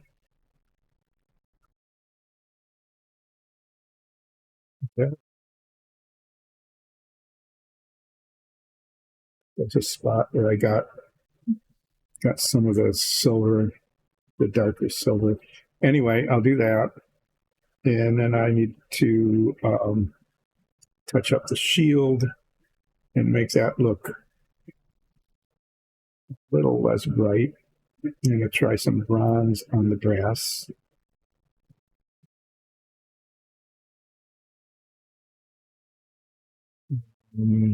Paint the face somehow. Do something with the crossbow. I'm not quite sure. Do some sigils, like a sigil kind of thing, a scrolly kind of, I think like a scrolly kind of thing, maybe in the back of the quiver. Maybe I'll even, I don't know, one of these paints, maybe this color paint, just silver. Do something with the crossbow. I don't know, maybe it just ends up being wood with some little brass inlays or something. And then do some shading somehow, somewhere without messing everything up. But that'll take some time on Monday. So tune in Monday from 10 until 2 with a stunning and startling conclusion to the Dragonkin Ranger, magic using Ranger.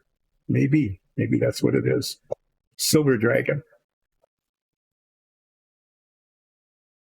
Thank you. Mondays, Wednesdays, and Fridays, 10 until 2. Drawing, painting, relaxing with Dice and Dungeons. Feel free to go to patreon.com/Dice and Dungeons. Support our shows. And tune in on Sundays for live chat, where we do our D&D campaign from 2 o'clock on most weeks. Check on social media. to find out if we are taking a break because of vacations or holidays. So thanks again. We'll see you on Monday. Have a good weekend. Tune in Sunday.